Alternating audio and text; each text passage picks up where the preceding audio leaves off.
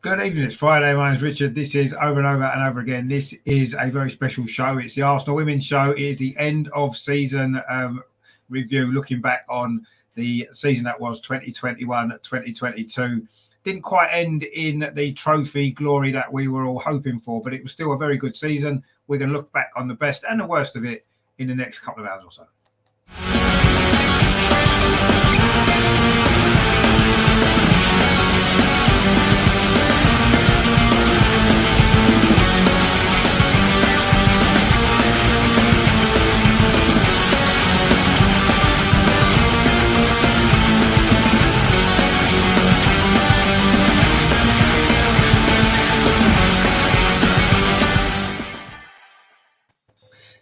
So, good evening. I say it's Friday. You may not be watching this live on the channel due to a few copyright issues that we had in the last week. But anyway, I'm sure you'll be watching it on catch up. So please enjoy the show as normal.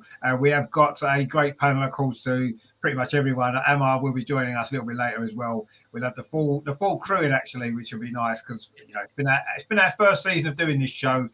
So it's nice to look back on everything that's gone on the pitch as well. So obviously, joining us again, as always, Andreas. I think you're the only one that's been on every show, Andreas, which is nice. You've made the whole season, so good.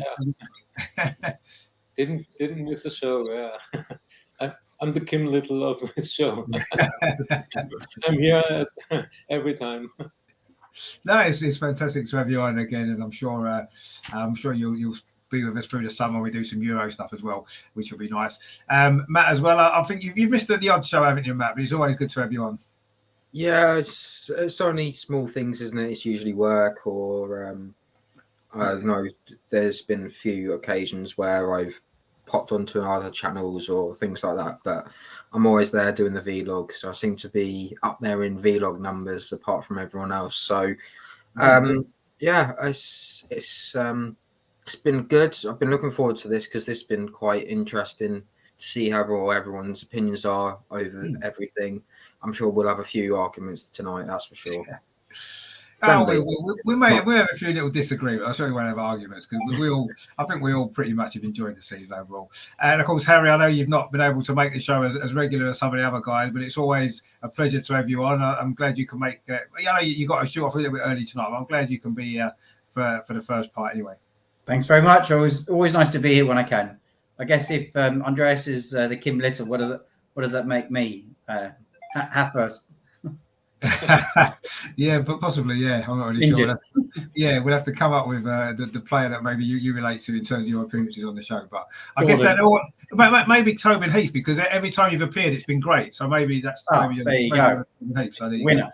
Yeah, exactly. Yeah, which we will talk about Tobin Heath, I'm sure, throughout tonight because she was a part of this season. What I'll do is obviously we are going to go through a load of awards and that later on. But what I wanted to maybe was look back on the season and maybe break it down into the competitions that we played in. There were 4 competitions overall that we played in. Of course, the main one being the one that last Sunday we were so close to winning. I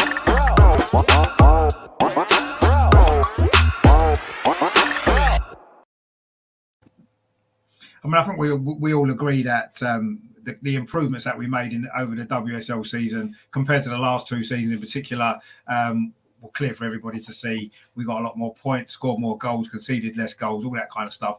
And ultimately, we were so close to ultimate glory, wasn't we, on the last day? Just that 1 point in the end, 1 or 2 games along the way maybe cost us. For me, it was Spurs away. We should have won that game. All those chances in the first half.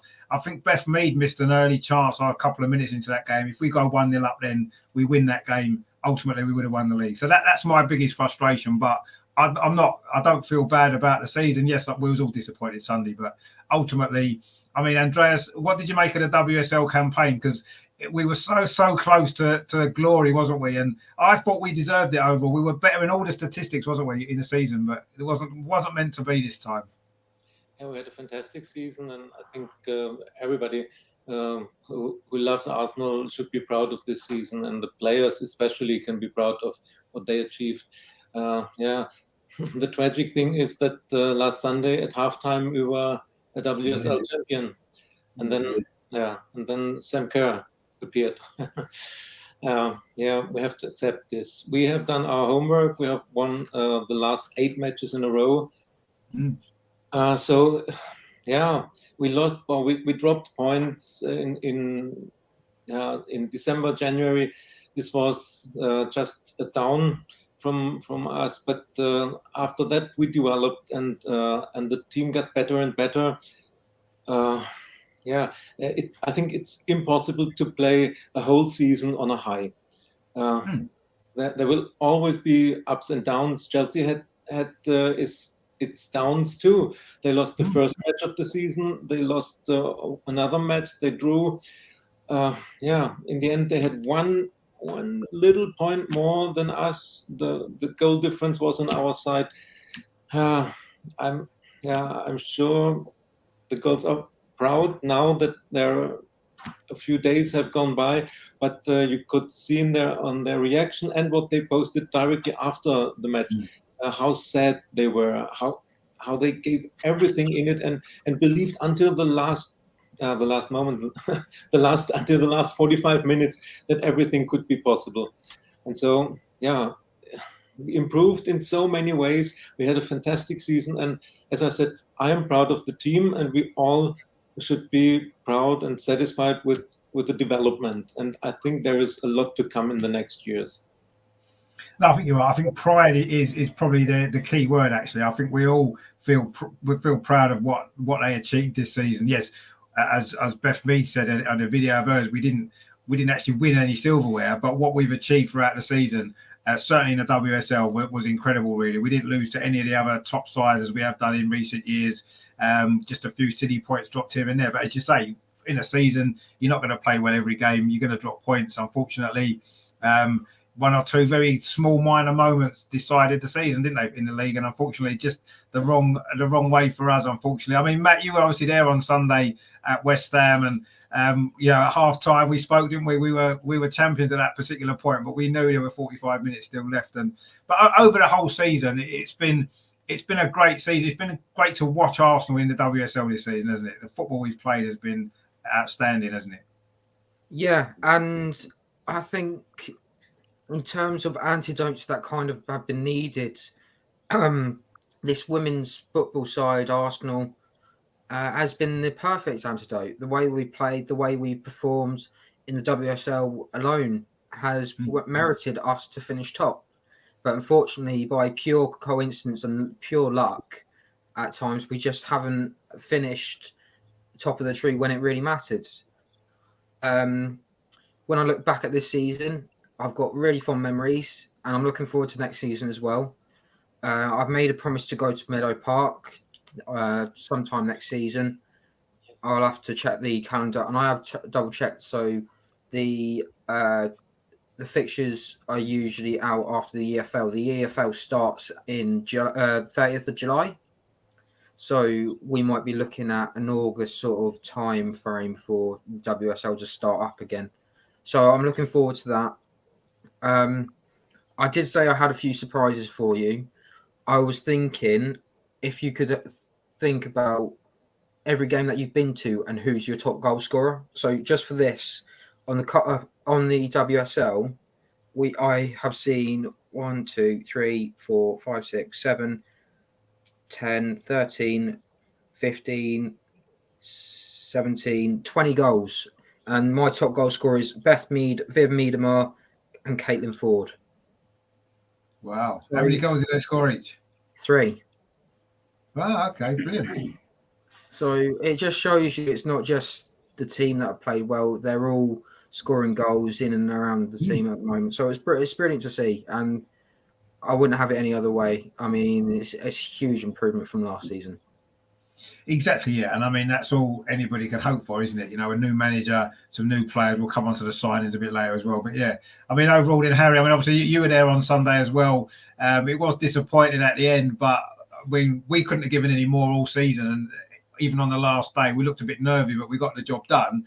We couldn't have done any more than we did. And we need to look at the season as a whole. And I think we all feel the same, don't we? A massive amount of pride for what they've achieved. Yeah, I completely agree with that, and everything that Matt said as well. When you really think about it, you've got to you look at the facts, and there's an expectation that it's Arsenal women's, and they're the highest achieving, team in the country, and and Chelsea's big rivals. But Emma Hayes has been in charge of that team for, is it 7-8 years now? And she's 10 years. 10 years. Is it 10 years? So there you go. I mean, she's managed to build a team and a staff exactly around her, exactly what she needed to do. She's a phenomenal manager. You cannot take anything away from her. She's got an amazing team. That's about as far as I'll say on that. But Jonas has come into this team. He came in late he came at the start of the season, but he came in late. So his new players weren't his. It's not ones he chose. Nothing wrong with the players who came in, but they weren't his players. Then he's had to build on his style in the January transfer window, and he's done that. And he's made it. He's got us to second place, 1 point shy of the winners. Phenomenal, absolutely phenomenal. You've got to absolutely take your hat off to him.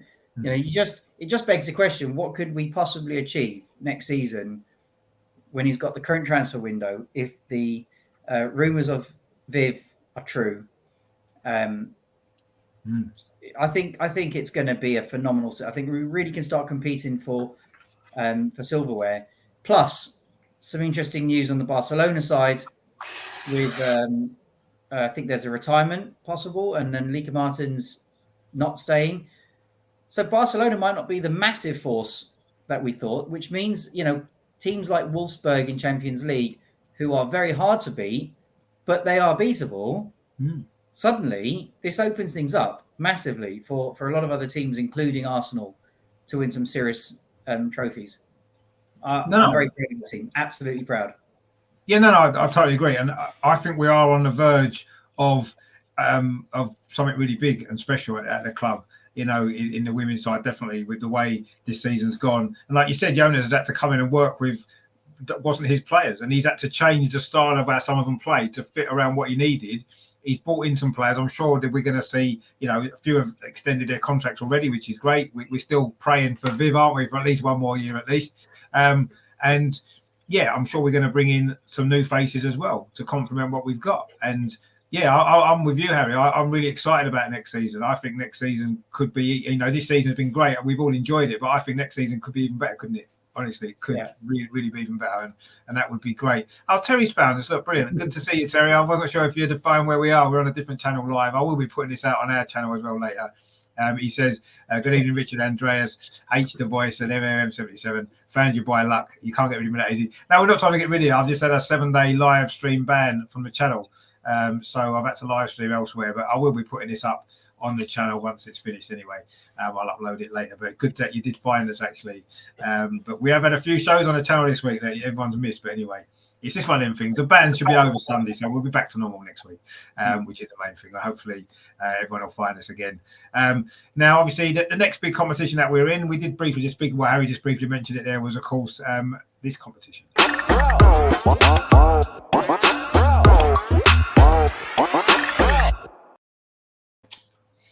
Now, while of course we're all disappointed to have lost to Wolfsburg in the quarterfinals, we did get the furthest of any of the English sides in the competition, which is one thing to be really proud of. And certainly for 45 minutes at the Emirates against Wolfsburg, we actually looked as though we were a team that could go on and do something big in the competition. It wasn't quite meant to be in the end, and in the second leg we didn't play as well, and we did get knocked out. But ultimately it's a work in progress, isn't it? And I think the Champions League is where you do get found out, don't you? The weaknesses in your team get exposed, and that was what happened. We were a little bit fortunate in the group stage. We lost 3 out of the 6 games. 2 wins over Cougar, well, obviously we'd have expected to get, but it was that win over Hoffenheim at Menlo Park, the 4-0 victory that got us through ultimately. And I thought against Wolfsburg, certainly that first leg, we were maybe could have won that game. I mean, Andreas, obviously it was disappointing to have not got knocked out as early as we did, but we still got further than Chelsea and Manchester City. So we need to be reasonably pleased with how that went. But again, we need some improvements, don't we, going forward if we're going to compete in that competition into the semi-finals and hopefully the final.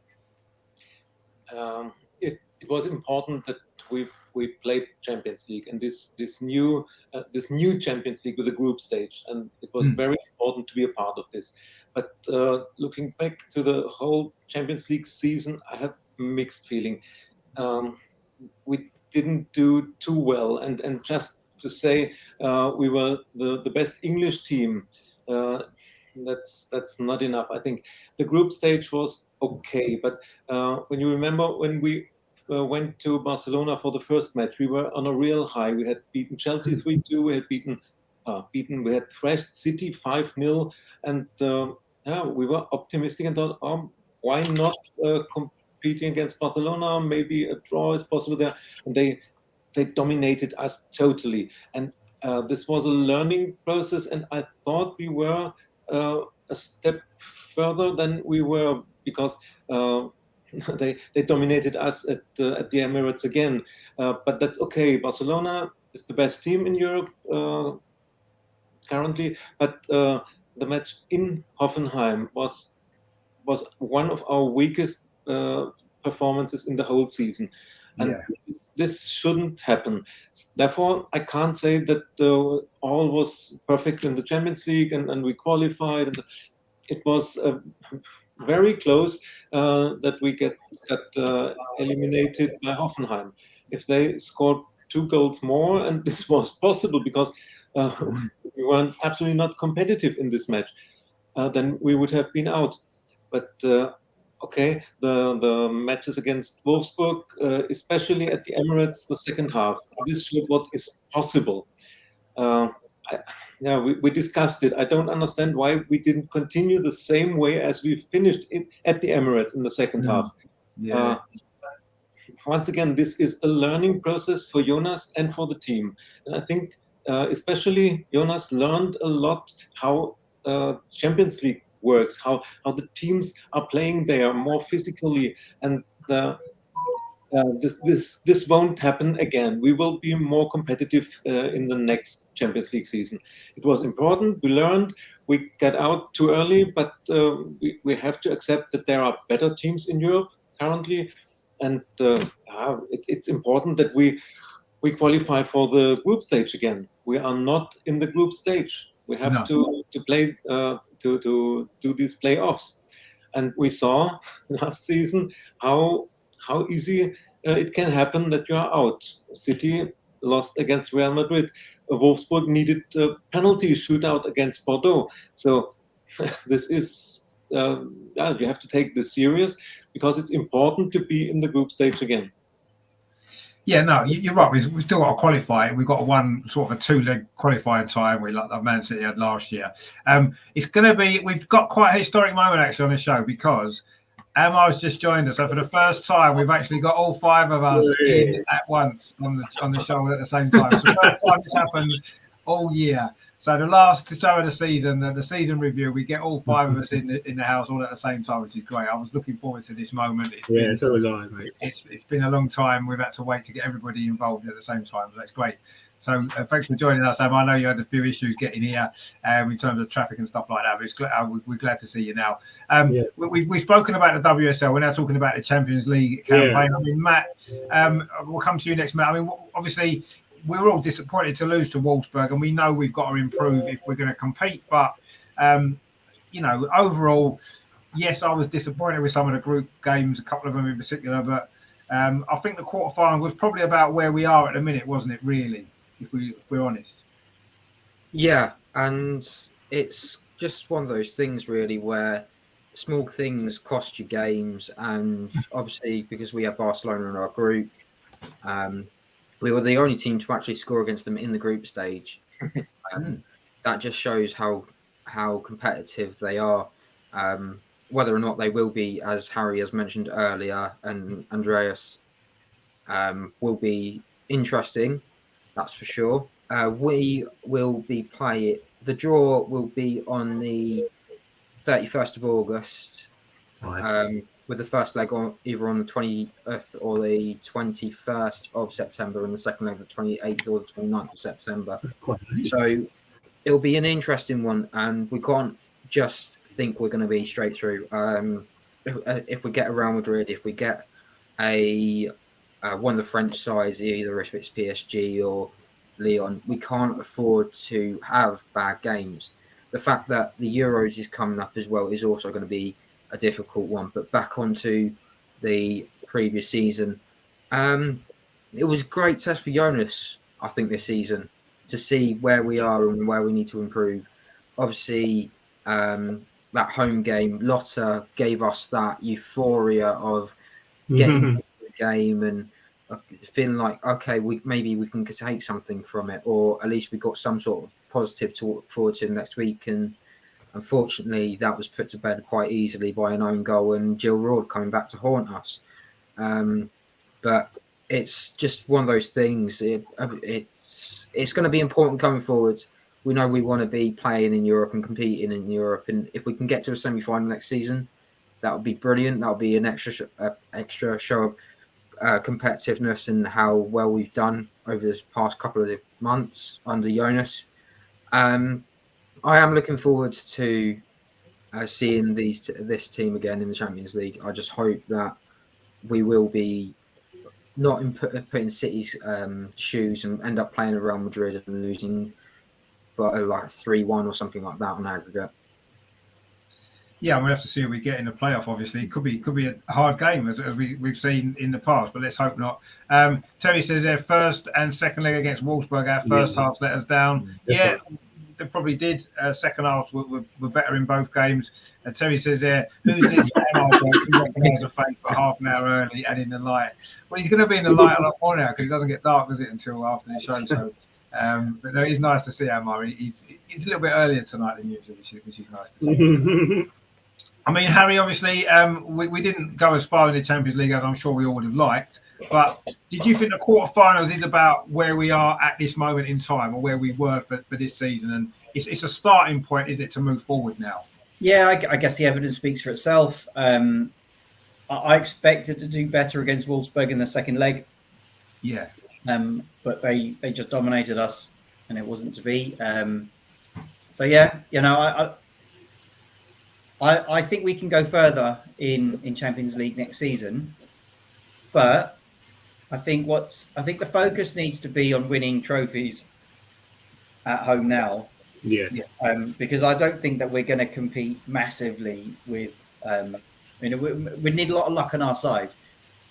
When you get in Wolfsburg, when you get in Barcelona, PSG, and Lyon, but on the flip side, there's some amazing games. There could be some phenomenal games if we get like Lyon or Dan comes to haunt us. I should do us a favour. She'll score in the other. Who comes to haunt us? Van der Donk. Dan. Van der Donk. Yeah. Hardly featured for Lyon this season. You imagine what will happen if we play against them. She's bound to score like Jill Roord did against us for Wolfsburg. It's just obvious, isn't it? Really? Then she'll do a Viv and she won't celebrate. No, she probably. I don't think she'd celebrate. I mean, Jill Roord celebrated, didn't she? Really, which was a bit. She always celebrates. Yeah, well, no, but you can't blame her. I mean, she scored a big goal. Of course, you're going to celebrate, aren't you? Yeah. Viv doesn't. The best friends. Well, she doesn't celebrate any goal, so that's fair enough with her, isn't it? So you guarantee if she does leave and she scores against it, she definitely won't celebrate because she doesn't anyway. So it'll be fine. But yeah, I mean, I think the quarterfinal is about where we were through the season. I think we got as far as we probably was ever going to get. Let's be honest. I suppose. Yes, I agree with you. I thought the second leg against Wolfsburg, I was a little bit disappointed that we didn't, because we showed in the first leg we could get at them and we could cause them problems, and we didn't do that enough in that second leg, especially in that first half, and that disappointed me because that was an opportunity to have reached the semi-final. Would we have wanted to play 2 games against Barcelona at that point in the season? And I'm not sure, but it would have been nice to have been in it. But yeah, at least now next season we know what we need to do better, what we need to improve, and hopefully some of the signings that we've made in January is going to push us hopefully a little bit further forward in that competition next year. We'll see. I mean, Amar, what did you make of all the Champions League then? Because obviously we did lose 3 of the 6 group games, which was a little bit. We struggled through the group stage, and then we didn't manage to win either of the 2 games against Wolfsburg, although we played well at times. What did you make of the Champions League then, the campaign overall? Well, I think if it had told me we'd have got the furthest out of any of the English sides, further than City, further than Chelsea, and get to the quarterfinals, I would have snapped your hand off, mate. And I would have taken that. Yeah, I know it's difficult when you have been away. I think it was our first Champions League series, well, apart from take out the COVID-related one in season in 2020. It's the first time we've properly been in like 9 years or something. And you see all the teams that have all the experience. Like Wolfsburg have been there and done that, and Barcelona just building like arguably one of the greatest sides in the history of women's football. And it was good for us to mix it with them. I really was interested by that. Yeah, okay, we got thrashed in a few of those. But I think it's positive. It's all part of the learning experience for his team going forward under Edeval. And what he's done, he'll improve us. So recruitment's going to be key in the summer. But no, to mix it with the best, as you say, was, as I've said, it was really good for us. It will only stand the team in good stead going forward. And yeah, I mean, whilst it was disappointing going the exit to Wolfsburg, they just showed that they've got that know-how and that nous, which maybe we don't have in that. We don't quite have yet. So I mean, whilst it was disappointing to get as far as we did, was good, and I think it just shows what needs to be done, where we can improve in terms of going forward next season. And yeah, as I said, it'll stand us in really good stead for the future going forward and for future seasons. So let's see what happens. Yeah, I mean, we did actually end up playing 12 games in the Champions League because of the qualifiers as well. Yeah, we that's won right. won 7, drew 1, and lost 4. So not a great record overall. But we say we did get the furthest out of any English club, and I suppose we need to be reasonably proud of that fact, I suppose.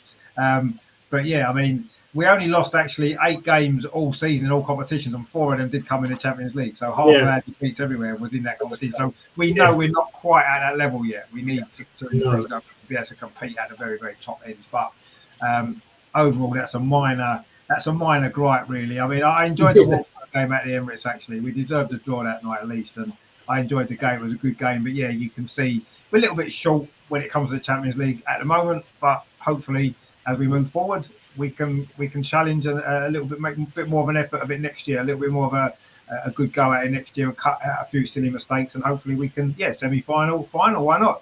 Chelsea got the year before, so there's no reason why we can't dream of that.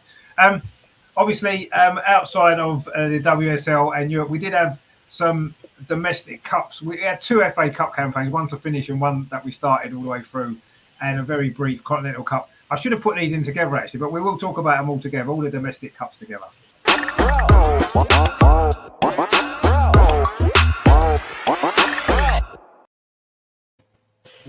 Yeah, a little bit strange in the FA Cup, having 2 FA Cup campaigns, one to finish from the previous season and one to, of course, start again in January. And unfortunately, it was Chelsea in both competitions that ended our hopes.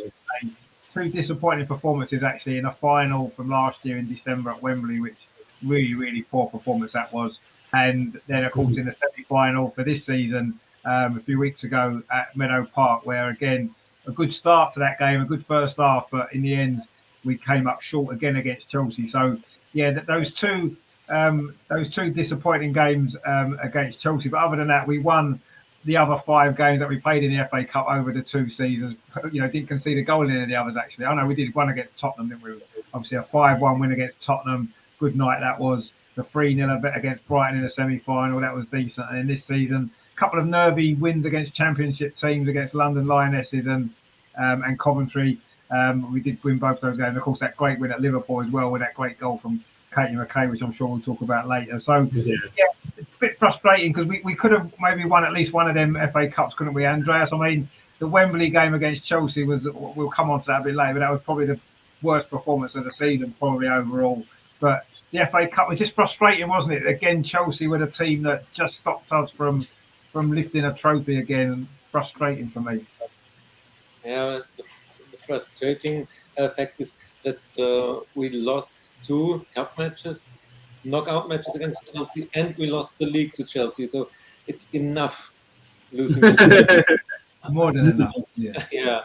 But the FA Cup final in December came the wrong moment for us. We were on a down, and we never had a chance in this final. We made silly mistakes in the first minutes, and they were 1-0 up, and we never looked as if we could level or change the match. This was one of the worst performances, and this in a final, it's very hard to bear. But the second FA Cup season and match against Chelsea, I don't think that we had a bad match.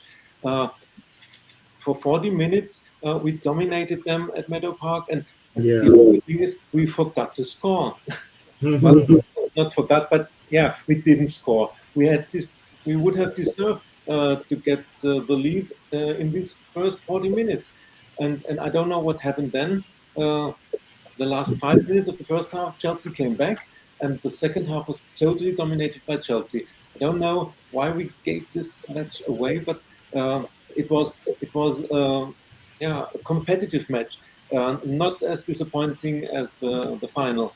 And the Continental Cup, yeah, we lost at home against United, and it was also in a part of the season when we had our problems. We had injuries, we had COVID situation, and it was a time when I said in this show, I don't think that we are acting as a team. It was just part of the season when we were 11 players on the pitch, but not a team, and this changed. But the United match came at the wrong time, and so it's disappointing when you play three domestic cups in one season and go out without a trophy. The girls would have deserved at least one trophy. Yeah, but we have to take it as it is and to learn. Once again, to learn out of the defeat. Yes. Yeah.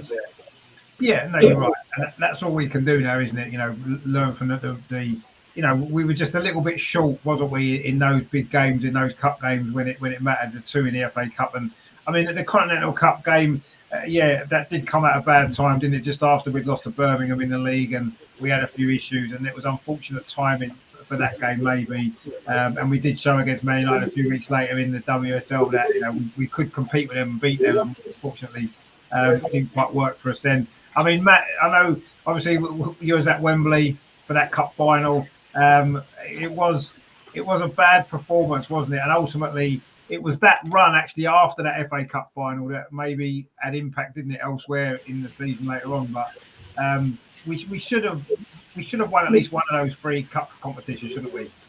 Yeah, and I think the one that's going to sting us the most is that we could have quite easily won one of these games. City and Chelsea, between the two of them, they could have quite easily win 2 trophies in one season where they haven't really deserved it. No. Exactly. To be brutally honest, I mean, City had an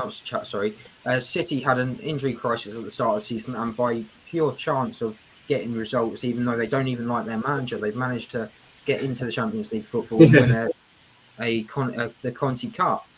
So it just shows you how funny football is, to be honest. Yeah, absolutely. With the FA Cup, that final, I don't know what was going on, because we'd just come back from international break, and we thought, right, okay, I think we sort of feel like we're going to do this, and then as soon as the warm-ups come up, I can't even remember if any of them actually tried to score any goals. I think they were all missing, or it was all going wide when they went for their shots. And it just shows you that you can't have an off day against some of these teams that are competing against you. It's a bit of a shame that really that we're ending with no silverware, but when we should have brought one back. But we go again. On top of that, the FA Cup second run went really well. I thoroughly enjoyed the beating of Liverpool. Just because it shows you how bad they are. Like if they were to come up now and play against us, they're not in it. They have no way of beating us. They've got no chance of beating City. They've got no chance of beating Everton. They've got no chance of beating Chelsea. They've got no. Okay, they might get lucky in against Tottenham, but that'll probably be about it, if I'm honest. But yeah, it was a good campaign. It was just a shame we can go that extra step. Again, that Meadow Park game in the semi-final, we could have scored earlier on. We didn't take our chances. This has been a problem that we've had all season. Yet when we scored early, we back off out of, like, again in the North London derby, and we don't go for that second, and then we sort of break off the pedal a little bit and let them go back into it. I mean, eventually Chelsea came back to bite us and score. I mean, Beth Mead went up one end, and had she put it in the other side, turned around the other side and near post, it would have been 1-0 Arsenal. Instead, Chelsea go up the other end, and because we're backing off instead of someone going, you know what, close it down, Brighton's been able to shoot, and that's won them the game. That's right. A bit of a disappointing end to it, but I'm hoping that these are all lessons learned and we go again next season. Definitely. Exactly, yeah, and that's, I think that, you know, that seems to be the theme maybe for all of us for this season. Actually, you know, yes, it was great, but ultimately we fell short in every single competition, just slightly. You know, 1 or 2 little games in the FA Cup, we could have won that. 1 or 2 games in the WSL, we could have won that. Probably we couldn't have won the Champions League anyway, but that's something for the future. And obviously the Continental Cup as well. Who knows, if we could have got past Man United, we'd have had a great chance. I mean, Harry, what did you make of the domestic cups then overall? Because again, we were close, wasn't we? Very, very close to ending this mini kind of trophy drought that we're on. Yeah, I think. I mean, I agree with what most people have said. I think the reality is, I'm not sure that we expected to beat Chelsea in that very first match in September, the opening match of the season, and we did, and it was an amazing performance, and I think that suddenly gave us this massive amount of hope that we can beat them. We've done it before, done it recently. It's in the past seasons we haven't won against the big teams. So when you get to the FA Cup finals and the semi-finals against Chelsea, I think there was an expectation that, we can actually do this. But there's something about Chelsea that they show up to big games.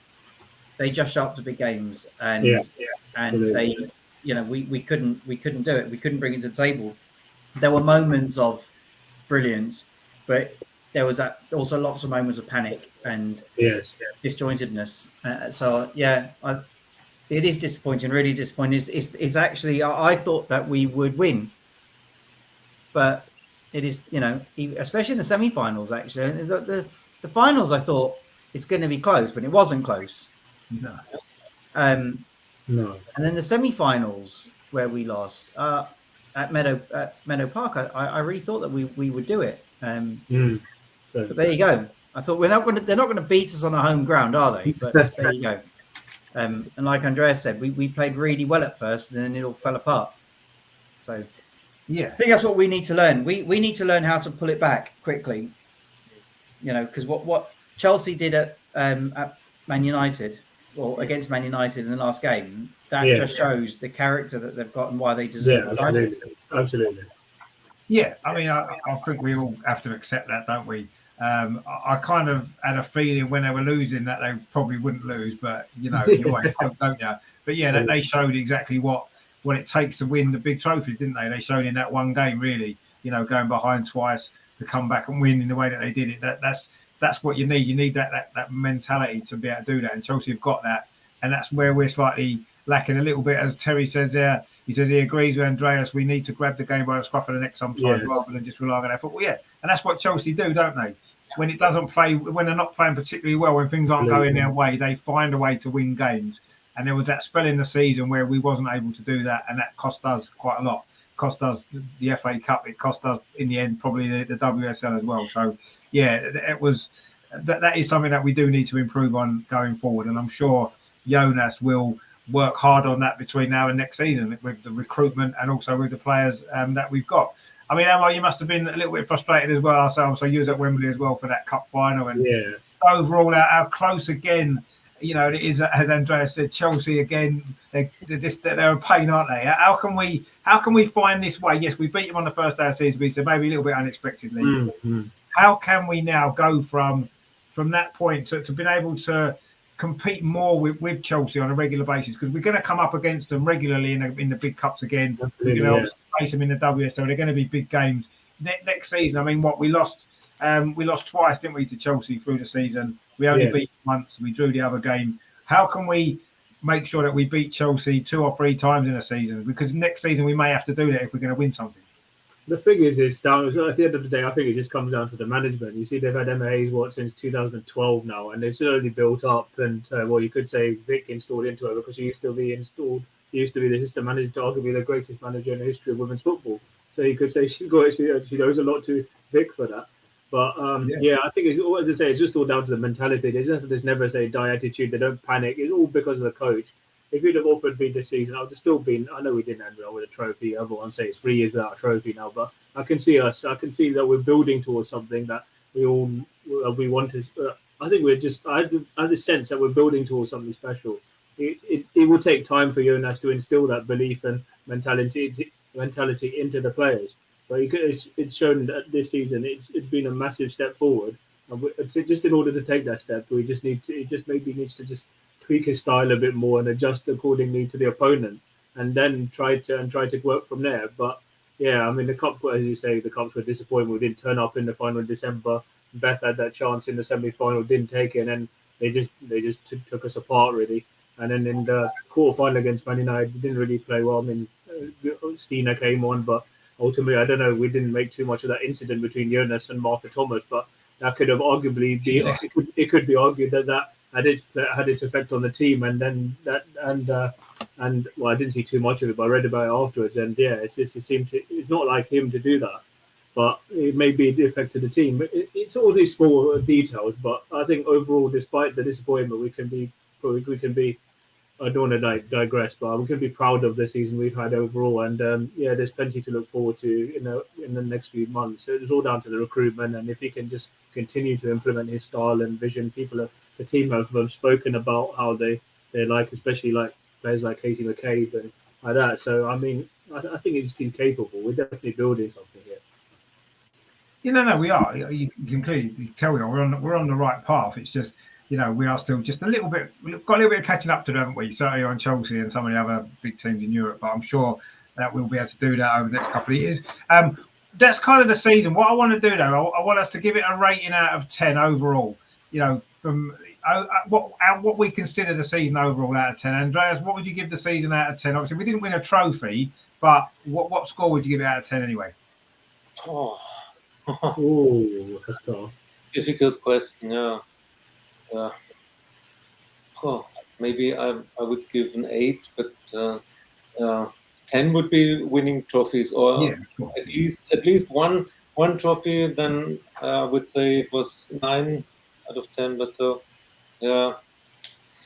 8 because we improved a lot to last year, but we still have a long way to go, and we have to not only to learn from the matches, but also from the what makes Chelsea so strong. It's on one point, it's the squad depth. You see, they were missing key players like Pernille Harder, Fran Kirby, Magda Eriksson for many weeks, and they were winning their matches. They have the as you said, Richard, they have the mentality players. I would mention Erin Cuthbert. She's not the technical best or the most scoring player, but the mentality player. She is one when you are 1-0 down or 2-1 down, then she's the one who changes a match. Or Jess Carter, and although you don't like her, Sam Kerr. All important matches, the really important goals came from Sam Kerr. So we have to learn from this too. So it's still a long way. So but let's give an 8 for the season. Maybe it's 7.5. Okay. No. I mean that's probably fair. What about you, Matt? What would you give the season out of 10? So I'm just conscious of the time because I know you've got to go, Harry, soon. So I'm thinking 8 just on everything. We should have won. We could have won a title if it was an FA Cup. It would have been a 9. I think if we were to give a 10, it would be if we did something ridiculous like a treble or quadruple, or went on the season undefeated and then just lost one of the cups or something like that. This season has been a huge roller coaster in the fact that we've seen a lot of improvement. I think a lot of people can say it's been impressive from where we come from, almost nearly a Boston qualification for the Champions League to getting there, to now on the final day of the season bringing Chelsea nearly on the brink of actually defeating their 3 seasons in a row championship, which should actually be 2 because COVID doesn't count.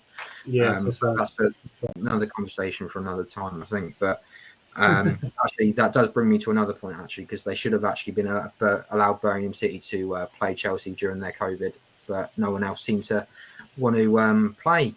So yeah, that's right. Tottenham, wasn't it? Yeah, it was Tottenham. So, well, no, there was so many COVID cases. Chelsea, I don't know what when they didn't play. Then we lost to Birmingham, and we had a few COVID cases on top of that, and we were supposed to be bringing in those 3 players, and obviously because they were in COVID restrictions, we weren't allowed to say, "Oh, by the way, we signed 3 new players. Here you go." But Terry's made a good point. He's got it. No matter how we rate the season, I'm proud of him.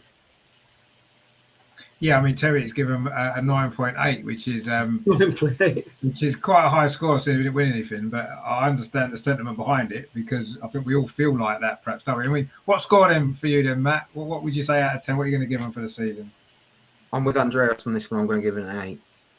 Give him an 8. Okay, no, I mean that seems a fair score. Harry, what about yourself? What would you give the season overall? Little bits of frustrations here and there in a lot of ways, but obviously we're proud. But what score would you say out of 10 for the season overall? Okay, so here's the basis of my score in this, because I try to be as fair as I can on these things. So we lost against Birmingham, bottom of the season, bottom of the league. Yeah, that should absolutely not have happened. Just shouldn't have happened. yeah. And split, it does happen. I get it, but it shouldn't have happened. We were so close to winning the league and we didn't, but I almost feel like I can't mark us down for that. It's just one of those things. But that Birmingham game was probably the one, right? Yeah. The draw against Spurs, losing the FA Cup the way we did, sort of as catastrophic as we did. It was just we lost control.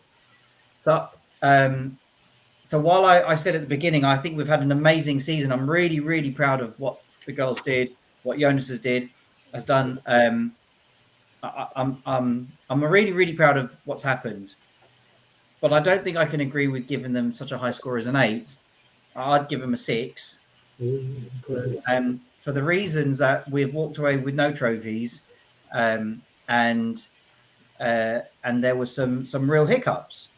But then, there's a side of me that says, well, it feels like it's an unfair score because they played their hearts out and was second place. But that's sort of the basis of my decision of a 6. No, I understand that actually. I mean, I as much as I've enjoyed the seasons like everybody, I did feel that maybe Andreas and Matt's scores were a little bit high, seeing as we've ended empty-handed. And football is about winning at the end of the day. And yes, we've enjoyed it all. And maybe 6 is a little bit harsh. I'm not sure, but I understand your reasons behind it, and I kind of almost agree with you to a certain degree. For me, it would have been a 6. I would have probably got a drop maybe to a 7, but I thought because of the way that we brought Chelsea near it. There was a lot of great things in the season, a lot that we need rightly to be proud of as well. But 1 or 2 little frustrations, and ultimately we haven't won a trophy which we deserved. And for me, a 10 would be winning Champions League. Yeah, like getting into the finals. And I'm saying, that's a 10, absolutely, 100%. Of course it would. 10 would be winning the treble, winning the other 3 trophies. Yeah, maybe. Winning at least 2, and then you're like, wow, that's. Yeah. No, I agree with that 100%. Yeah, that's what a 10 is. We can't possibly give this season a 10 when we didn't win anything. That would be mad as improvements that we've made. But yeah, I mean, okay, 6. I understand the reasons behind that. Yeah. I mean, Amar, what would you give the season then overall out of 10? No, that's all right. Right, it's your opinion at the end of it, Harry. And to be honest, I'm apologising to the girls, to the team. Oh right. You don't need to apologise. You're at more of the games than most of us, anyway. So yeah, kind of more critical of them. No, I do Anyway. exactly that. They see me. you Anyway, have to go hiding next season if they see this. I I get saw you on Sorry, TV the I'm other day. sure. I saw you on TV the other day, and I photoshopped you. Yeah. So, Yeah, you was on TV the other day. if you want my honest opinion on the season, yeah, I think there's a lot to be proud of. I think there's people saying that too much looking into the fact of no trophies. This was all about getting us on the right track. If you think the last two seasons we never really came close to challenging for the title, and the players we signed, I just don't know. Under Joe, he started off really well, but then especially towards he faded badly. What Jonas has done, I agree. If you read Tim Stillman, who's very good, as we well know, on his blog the other day, he summed up Jonas perfectly, and he says the guy doesn't give up bleep, but he's added a sprinkle of stardust. So yeah, I mean, even then, I know he's maybe going to far a bit, but I'd go as far as give the season a 9. Oh, wow. Wow, a 9. Okay. 8.5 to 9, possibly somewhere in that region. Okay, fair enough. It's about 8.5 to 9, I would say. No, I mean, again, you know, that's fair enough, because I understand again why the scores are high, because it's been such an enjoyable season. There's been so many improvements in so many aspects, and yeah, there's been so much to admire about the season. I kind of get that. I mean, for me personally, I would probably go with a 7 for the fact that we just came up short in 3 of the competitions that we had a great chance to win, and had we won one of them, then maybe I would have gone an 8 or possibly a 9. But if it was a WSL, I would have gone a 9. And it seems a shame that it was just 1 point in it, actually, that it knocks some points down. But ultimately, that's sport, isn't it? That's football. Football's about winning and winning trophies, ultimately. We're Arsenal, and that's what we should be doing. And yes, we're on the right track, and that's great. The progress has been fantastic. The football has been fantastic. But I feel, for me, a 7 out of 10 would be the fair score for me, because we didn't end up ultimately with a little trophy to show for ourselves, even though we perhaps were unlucky not to win at least one of them. But that's 9 or a 10 for effort, but we weren't asking about that. Yeah, no, you're right. I'd say 10 out of 10 for effort, actually. But yeah, it's about where the season's ended, and ultimately, yeah, for me, it's going to have to be a 7, unfortunately. But hopefully, it gives us scope for next season, doesn't it? Now, because if we do win some trophies next season, then we can rightly give it a 9 and a 10, can't we? Now, we've got somewhere to go with it, I suppose. But no, I mean that's not disparaging the efforts that they put in or anything at all, because it's been great this season. But yeah, ultimately, we ended up without a trophy. I guess that's kind of what it is, really. Terry says, Harry, take care. Lovely to have met you, mate, and another great guest on the show. Yeah. Looking forward to seeing you again soon. Yeah, we obviously will. Look forward to seeing it obviously next season. We haven't finished yet though, because we have got. I know Harry's got. Shoot. It's so nice to see you. I can't wait till next season. Yeah, I know Harry's got. Thanks for your contributions this season. Regards to your kids. Yeah, Thank definitely. You. Yeah, your daughter is amazing, by the way. She's just, she is a superstar, as you've got on there. She's definitely going to be a superstar. We should just do a show on her once. Yeah, I think we should actually. We'll give her 10 out of 10 for her contributions. See you guys. Cheers, Harry. Thanks a lot, mate. Take it easy. Speak soon. That's Harry there, of course, having a shoot off, but obviously great to get all 5 of us on actually for the first try. That was great. I really enjoyed that. It's a shame Harry couldn't stay a bit longer, but anyway, he's got. He's a busy boy, you know. He's a superstar now on the telly, isn't he? So yeah, he is. He's a celebrity. What can we say? Terry thinks we've been a bit harsh. Well, I didn't think. I thought Harry might have been a bit harsh. But he was the one that gave Matt a 1 out of 10. It was only Harry that really marked him down. That was the. He gave Matt a 1 for his song last time. He gave Matt a 1. Yeah, that's true. Actually, yeah. Terry can talk about being harsh, can't he? With some of the scores he's given Matt for his efforts this season. But you know, I mean, you know, I understand why Harry's put a 6 actually, because you know, we ultimately we did fall short, and that's not really good enough for Arsenal overall. But we understand the improvement, stuff like that. Right, okay. Why don't we move on to the award? Because there's quite a few awards I want to talk about. Lots of stuff happened this season. Lots of good stuff that we can talk about. Why don't we start with maybe what I think might be an easy one, but we'll see.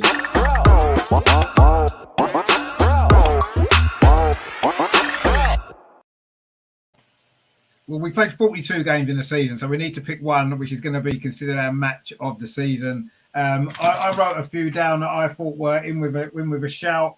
The ones that, where have I got them? I wrote them down somewhere. Actually, the top 3 for me, and I know everyone might be different. My top 3 in no particular order. Manchester City at home, 5-0. That was a really good performance. Personally, for me, Aston Villa, one, because I was there, we won 7-0, and I got to meet Andreas, so that was special. And Chelsea as well, first game of the season, beating them is always a nice moment. So for me, they were the top three. Andreas, what games for you would be the standouts? I can only agree that the one match of the season for me was the opening day against Chelsea. Yeah. This showed that we are competitive, that we can beat the big teams, and I think it was massive for the self-confidence of the whole team, and for Jonas too. It was his first ever match in the WSL, and as I said, the most important message, because it set signs for the whole season. Everybody knew, well, we can do it. We are competitive. We are no longer the team that gets on third place with lots of luck. And so, no, we are competing for the title. This match set the sign for the whole season. Of course, the 5-0 against City is it's always a dream to have such win against a big team. And the 7-0 against Villa, seeing it live on Meadow Park, I will always remember these moments. But for me, the match of the season for us was the opening day against Chelsea. Yeah, I mean, I agree with you. To beat Chelsea is always nice anyway, but like you said, to start the season like that, and it did give everybody that belief that we could achieve something. In the end, we didn't quite manage to, but I think that was a big shift in everybody's kind of mentality for the season. Actually, the fact that we beat them in the way that we did. I mean, Matt, what was your, obviously you went to a lot of games this season. You've probably got a lot more games that are up there for match of the season for you, because there's so many that you went to, so many great games that you saw. Yeah, to be honest, I think obviously sentimental reasons. The first game I ever went to was the game at Villa Park, so that's going to be up there for me. Just that second half performance, as well as the fact that we were 0-0 at half time. Jonas takes off a freezer and brings on Manor onto the pitch, and all of a sudden we're 2-0 up after about 20 minutes. It was great to see. I've also got the game against Coventry United, because I thought, in terms of like an impact for them and what it's meant for them, I mean, they've just literally survived promotion after all that points deductions and everything that went on by the skin of their teeth. And it's moments like that where I look at like the FA Cup and things like that and wish kind of there was more coverage. I mean, Southampton ended up beating Bristol City. Why wasn't that on TV? Instead, it's all the WSL teams that take the glory. And there was also Southampton's next game against Ipswich that went all the way to penalties. The goalkeeper, I'm going to get her name wrong. I think it's Kayla Rendell. She went up for the last minute corner for Southampton and goes and scores the equaliser in the last minute. They go and lose from penalties. That's a huge story, but you're not hearing them because they're not on TV. And yet, with the men's game, it's completely different. So, for me, that game against Coventry United will be one that I will always look back on. Although it's not a great game, it was great to see that we were in solidarity with them, trying to make sure that we would give them some sort of gate receipt, give them something sort of coaching and coaches to get to the game, making sure that everything we could do possible to make sure that fixture could go ahead and they could not forfeit that game. That is a huge importance for me. And then the last one I've got is the game against Leicester, where we won 5-0 with Tobin's last goal as well, which is a bit of a funny one. I know if I'd have probably really, because it just sort of stroked. She just sort of walked it in, but it's just things like that where you completely don't know whether or not it's their last game until the end of the season, and it's memories like that where we were winning, but it was great to see her play and score twice as well. I think I scored both of her goals in the WSL. That's how you did actually, Yeah, she only scored 3 all season, didn't she? 1 in the Champions League and 2 in the WSL, and you was at both of them, which was good. So what one would you pick overall? What would be your match of the season then, Matt? You got to pick one. Andreas has picked one. Yeah, it's got to be Villa for me. Just for being my first ever game. It was a good game as well. A couple of good goals in that game. Obviously, Katie McCabe, so I'm sure we'll speak about that when we get on to goal of the season, because that was a great goal, wasn't it? So yeah, you can't really argue with that. The Villa game, that was a great game. And Martin, what would be your game or match of the season? Yeah. Then obviously so Yeah. many to choose from, really. But we talked about a lot already. I'd say number 3. I'd say the 4-0 win in the Champions League against Hoffenheim. That was pretty impressive considering a lot of people were saying that would be a tough, and a lot of people were saying that would be tough, but we brushed them aside and set our intentions. That was a time when we were playing really well, and nobody expected that. Some of the football on show there was beautiful. Second game, I say probably the 4-2 win back in March against Birmingham. I got the pleasure of meeting Andreas for the first time and seeing you on your show. That was good as well. Yeah, and but I'd agree with the majority. I'd say probably the game of the season. I mean, it would be a bit nice if we'd been, but you could also say arguably that game which somehow did goalless at Kingsmeadow when we played them in the reverse fixture, and 0-0. That was a fantastic game as well. But obviously, I'd go with the 3-2 win over Chelsea on the opening day, even though I wasn't there. I mean, following it and seeing I was holding on whilst I was actually away out. I remember at the cricket. I was at the cricket that day saying, "Come on, girls, hold on," and they did. And the fact that they managed to be the defending champions on the opening day set the stall out, and it was great to see. Yeah, it was, and so obviously the Chelsea game's got 2 votes. So I think Chelsea game is going to win game of the season. I mean, I think overall that probably was the best game of the season, if I'm honest. But I want to vote for the Aston Villa at home game because it was 7-0. It was a great game at Meadow Park. I met Andreas, and that was just fantastic. So, I think Chelsea. I think Which one? With the North London derby. I take it means I was going to mention that Tottenham game because I mean Terry said the 3 games that he's put is Chelsea, Spurs, and Liverpool. I mean the Spurs game at the Emirates was a great one, wasn't it? 3-0 at the end of the season. That was a good game as well. There's been so many this season actually. We could probably pick 6 or 7 each, couldn't we? The games we enjoyed the most. But ultimately, I think Chelsea at home first game of the season is going to win it, and I think probably rightly so because it was a fantastic game. It was a great game of football anyway. The fact that we won made it even better. And that goal from Beth Mead, the second one when she ran through from halfway and finished it with a weaker foot as well. That was a fantastic goal.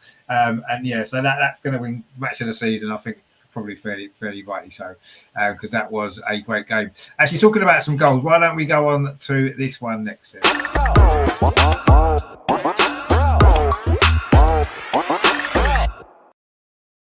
I mean, we did score, 108 goals in the season. So there's a lot of choices, and a lot of those goals were good goals as well. So I bet we could all come up with probably 20 different goals each. We'll be here all night. So we need to try and narrow it down. There were so many great goals, actually, and I'm sure we've all got 1 or 2 that really stick out for us. I mean, Andreas, what would be your favourite goal of the season for you? It's the question whether you choose the most important goals, then I would mention Stina's equalizer against United or Tobin's equalizer against City. Yes. Maybe Beth's third goal against Chelsea. These are the most important goals, but the most brilliant goal, I think, was Katie's against Villa. This from 40 meters or what, when lobbed the ball in. She scored a nearly similar goal, and then Frida had such a stunning goal 1 or 2 weeks later. Everton. We had very important goals and very beautiful goals, and for me, the goal of the season is Katie against Villa. Yeah, I mean that was one of the greatest goals that we saw anywhere all season. Absolutely brilliant. It was. I mean, Matt, I wouldn't be surprised if you vote for that one as well, seeing as you was at that game. It was the game of the season. It was the goal of that game, certainly, and one of the best goals of the season, certainly. I mean, what goals sort of stick out for you then, obviously, apart from that one, which I'm sure is on your list? Yeah, it's on my list, but I thought, you know what, it's going to be a popular choice, and as well, because it is up for goal of the season as well. Don't forget to vote for that as well, because we've got Jonas and Beth and Viv also on that list as well for player of the season and man of the season. Yeah. So I was looking at it on a whole, and I thought, you know what, Manti Iwabuchi's goal against PSV. Actually, that was a very good goal. Yeah.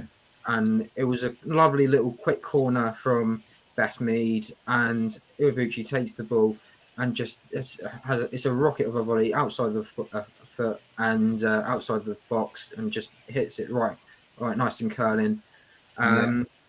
On top of that, I was just thinking another one. Remember that FA Cup game against Tottenham where she nutmegged two players? Yeah. That was another one that I just remembered. But that was a great goal. Yeah. One of my favourites will be the Steph Catley routine free corner where they all gone over thinking they're going to win it. The Liverpool defence have headed it out. Yeah. Cave just goes and volleys it and runs it. Yeah, that was a great finish from Katie, that one as well. Worldy. That was, to me, just sums up Katie in a nutshell. The fact that she was there, she was ready, she was waiting, and the fact that Steph as well, she knows what she's doing with these corners, and the fact that it was well timed. But you wouldn't recognise that it was a free kick. It was a actual set piece play until you look it back about 3 or 4 times. That's how brilliant it was. Yeah, it was. It was brilliant. Yeah, it was a brilliant finish as well. So what one are you going for then out of them 3? Katie's volley against Liverpool. Okay, so Katie's got 2 votes so far. Wow, it looks like Katie might be in line to win this. I mean, Emma, what goal? No, sorry, the volley against Liverpool. The volley against Liverpool, yeah. Still Katie McCabe. So Katie McCabe's got a vote for Aston Villa and a vote for Liverpool, so she's on the roll at the minute. What about you, Emma? Which goals for you kind of stick out for this season? There's so many, obviously. We could talk about them all if we wanted to. No, I was jokingly going to say maybe Laura Veenroy's own goal. That would 3 weeks later she comes and joins us and say that. Thank you very much. But no, I'm actually going to go a bit out of the way. I know everyone will say Katie's against Villa. I think Katie's against Villa. You got the one against Beth's on the opening game against Chelsea. Katie in the volley against Liverpool. Manners. I'm actually going to go a bit back into the early stages of the Champions League campaign, and I personally think Steph Catley's superb free kick against HB Koya was absolutely worldy. I actually predicted the night before. I was saying to myself, there's one person I'd love to see score a first goal for Arsenal, be Steph.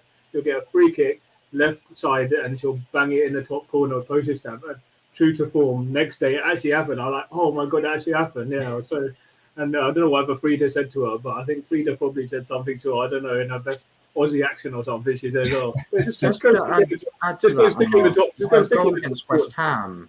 West Ham was a good goal as well. Yeah. Which one was that? The one where on Sunday. Katie got fouled. And she's just hit it top corner. And two goals this season. Steph Catley scored. They were both brilliant goals, actually. I'd give it the one against Koya because the routine, she just floated over in off the bar, and everyone, just a beautiful way to get off the mark. So yeah, for me personally, I'd give it to Catley for her free kick against Koya. Yeah, that was a great goal as well. Actually, that was a really, really good goal. Absolutely. Two great goals from Steph actually this season, which was great actually from her. I mean, we had so many great goals and so many, as Andrea said at the beginning, so many important goals as well that were vital at the time. They weren't always the best goals, but they were so important in the game. I mean, there's so many for me. I've got a list of about 20 that just came to my head without even really thinking too much about it. You know, obviously the Manny and Mabocci too that we mentioned, I've got them on my list. Obviously, Beth Mead against Chelsea, Katie McCabe, whole list of pretty much every Katie McCabe goal this season. Obviously, from a personal point of view, I really enjoyed Lottie Wilber-Moyes' goal against Wolfsburg at the Emirates, being there for that night, and it was an important goal. And obviously, her being an Arsenal fan from birth and stuff, it was great to see her score at the Emirates. That was nice. Obviously, Beth Mead's goal against Villa at Meadow Park as well, when from 30 yards curled into the top corner, was a great goal as well, wasn't it? Steener's in that same game. There's just so many of them. It is difficult to pick one, but if I'm gonna pick one goal, just that we've all got something a bit different, I'm gonna go with Frida Marnham's goal against Everton. Which, that was about 25-30 yards in the top corner. That was a fantastic finish, actually. Also, I want to mention Anna Patton's goal in that same game that Patty scored that free kick when she chipped it over the keeper. That was a beauty. Yeah, Anna Patton. And then she goes on the We Play Strong podcast, and when they're doing the vlog as well, and she gives a little bit of commentary on it as well. It's a bit of magic. Yeah, that was a good goal. I just wanted to mention that one. But yeah, I'm going to go with Frida Marnham's against Everton because that was an absolute worldy goal as well. But there's so many literally. We could have picked probably 50 goals. And I don't think we can get one winner. We just need to appreciate all the great goals. So obviously, Katie McCabe's against Aston Villa, Katie McCabe's against Liverpool, Steph Catley's against Koga in the Champions League, and I'm going with Freedom Island against Everton. So that's our top 4 goals. Terry said Kim Little's against Liverpool was well taken. But it was a good team goal, that one, wasn't it? Nice finish as well. I suppose no one's talked about Steena's goal against Man United, actually.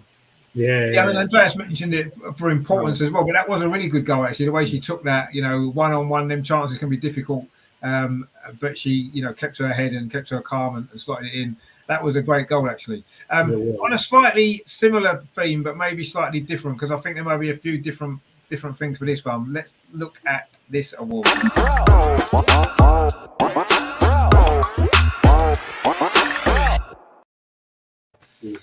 It's slightly different, obviously. Not so it doesn't necessarily be goal related, but just a moment of the season. There's been a lot of great moments, obviously, and I've got a few that sprung into my mind. I mean, Andreas, what would be your sort of moment of the season? Oh, that's a very difficult question. What's the moment of the season? I think the saddest moment of the season was last Sunday. Don't say the saddest moment. Say the happiest. No, but I mean that's a fair point. That was the saddest moment of the season. Maybe the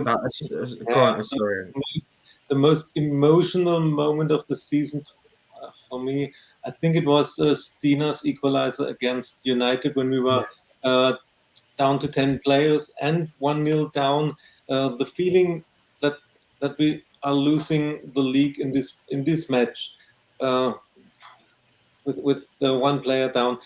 I thought, this is it. We have lost the match. We have lost the title. And then this assist from Viv, I think we will talk about it later. And the finish from Stina was really brilliant. And this special moment brought us back to the league. To competing for the league title. This one moment, if Stina wouldn't have scored, if she would have missed the goal by 3 centimeters or so, maybe the league would have been decided in this moment. So scoring after this fantastic assist with 1-0 down, with down to 10 players, this is my moment of the season. No, that's it was a great moment and a very important moment as well. And it was a great goal, and I love Stina, so I was delighted her first goal as well for the club. So that was great. That was a fantastic moment. Actually, you're right. I mean, Matt, I know you'll have probably a long list of great moments this season. I know, but as we all have, really. But I mean, what would you go with? What was your best moment of the season? It doesn't have to necessarily be related to the team necessarily. Just what's been your moment of the season? There's all sorts of moments that I'm thinking of. I know Andreas mentioned the end of the season. I'm so glad I didn't video it like that, because if I'd have videoed it, I would have got Manu crying. Beth went over to her parents. She was crying. Jen Beattie was crying. And I think there was a lot of tears. And it was just because we came so close. But when talking of things that came so close, Manu's I think there was a triple save in that FA Cup final where she was just saving things after attack, after a wave, and she was amazing throughout that game. And unfortunately, it was just in that first half, it wasn't working.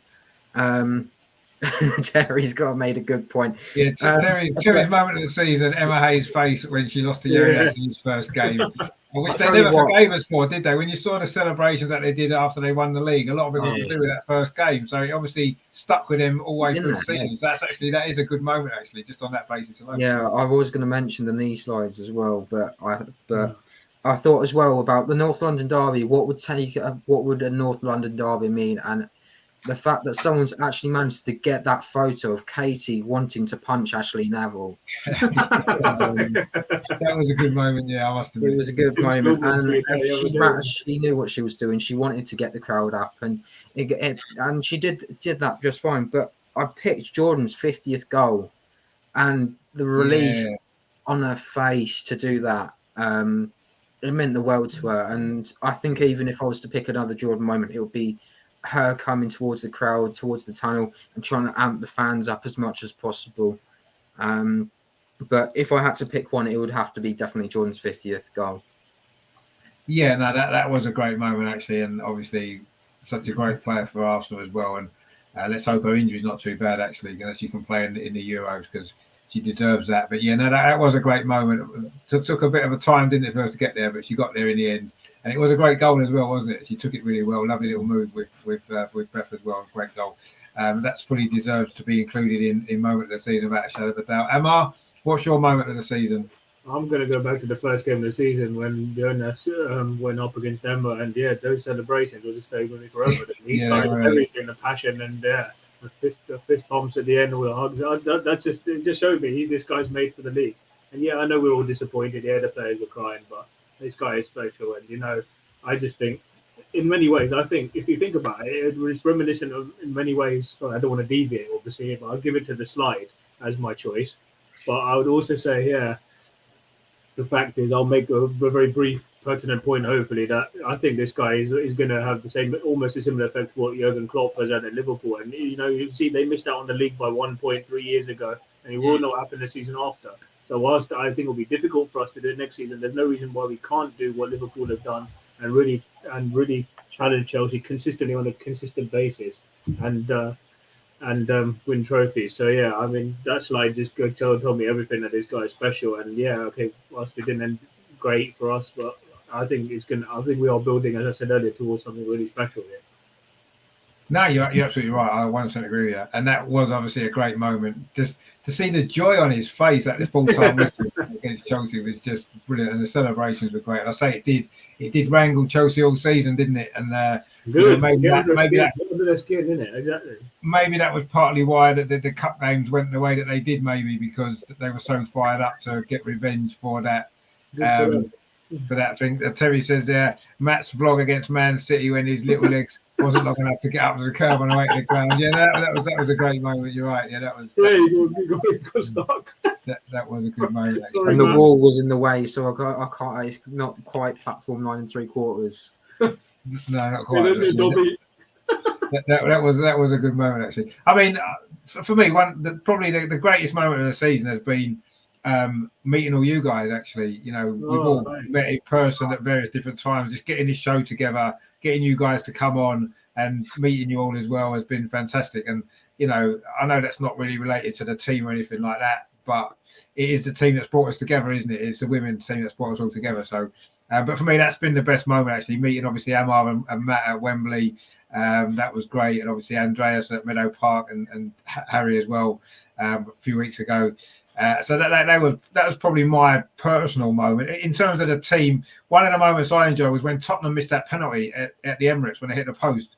Because it meant that Manu Zinsberger won the Golden Gloves as well, because another clean sheet. So that was quite a good moment as well, wasn't it? Them missing the penalty that night because they didn't deserve to get anything from that game. So that was quite nice. I quite liked, I said that obviously Lotta's goal against Wolfsburg as well. That was a great moment for me because, being an Arsenal fan, scoring at the Emirates, a last-minute goal in the Champions League, and that was brilliant.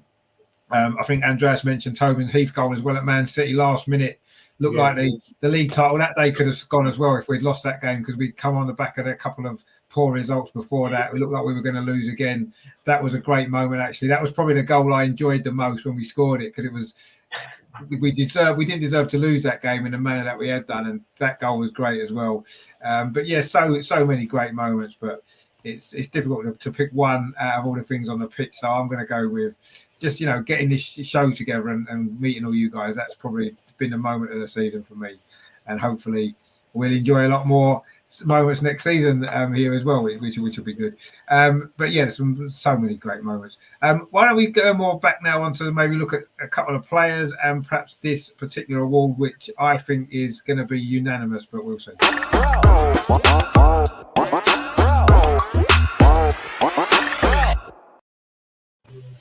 This was a category I think that Matt came up with, most underrated player. Which to me, I think will be a unanimous choice, but we'll see anyway, because there's maybe one or two options here. I mean, Andreas, who would you say has been our most underrated player this season? Always difficult questions. Underrated, maybe our two Australians who developed in the second part of the season. Overall, it of course when you see the performance for years from Kim Little. So maybe she's the most underrated player in women's world football over the last 5 or 10 years. But just in this season, I picked Noelle Maritz because you never see her performing a bad match. It's always one level, and it's okay. She's always good. Of course, she will never earn a Player of the Match trophy, I think, because she's not outstanding. She's not the one to bring for the offense or scoring goals, but she always does her job on a level. You know what you get from her when you put her in the starting lineup, and so for me, she's the most underrated player on this team because you can't drop her out. Last season, she missed a lot of games when she was injured, and we felt this, or we missed her a lot, nobody normally speaks about her performance after a match. It's just she's just playing, but nobody says, "Oh, Noelle was very good today." No, she's just in the team. She's always in the lineup, and she's always on a good level. So she's my choice in this category. Yeah, I mean, that was what I wrote down first, actually, Noelle Maritz, because I mean, you mentioned Kim Little. It's interesting because I think in terms of world football, Kim Little probably is underrated. I would agree. I think in our team, I don't think she is, because I think we appreciate how brilliant she is and how important she is. But yeah, maybe in the wider world of women's football, she probably is underrated. I agree. Just we do appreciate her, for exactly how good she is. But yeah, I agree with 100% about Noelle Maritz, because every week she's just so consistent every single week. Terry says there, Amar's GoFundMe for his electrics. That's Terry's moment of the season, which we didn't get a lot of money though, did we? Underrated. And Terry says there, Andreas using hotel makeup artist in Asian 10 years. Yeah, well, that was a good moment as well. I'm sure you enjoyed that. But no, I agree. Most underrated player for me would be Noelle Maritz. I 100% agree with that, because she doesn't get the credit she deserves for her solid, consistent performances week in, week out. She very rarely makes mistakes. She very rarely has a bad game. She's just so consistent every single week, and she doesn't get any recognition for that, really, does she? You know, she's not going to be included in any player of the season votes, is she, anywhere? And yet she is so consistent. So yeah, that would be my vote as well. I mean, Matt, who would get your vote? Obviously, this was a category that you actually you kind of suggested. Actually, I think it was a good category in actual fact. But yeah, the two Australians that Andreas mentioned, that they've been with a good shout. But who would you go with in that one, then, Matt, for underrated?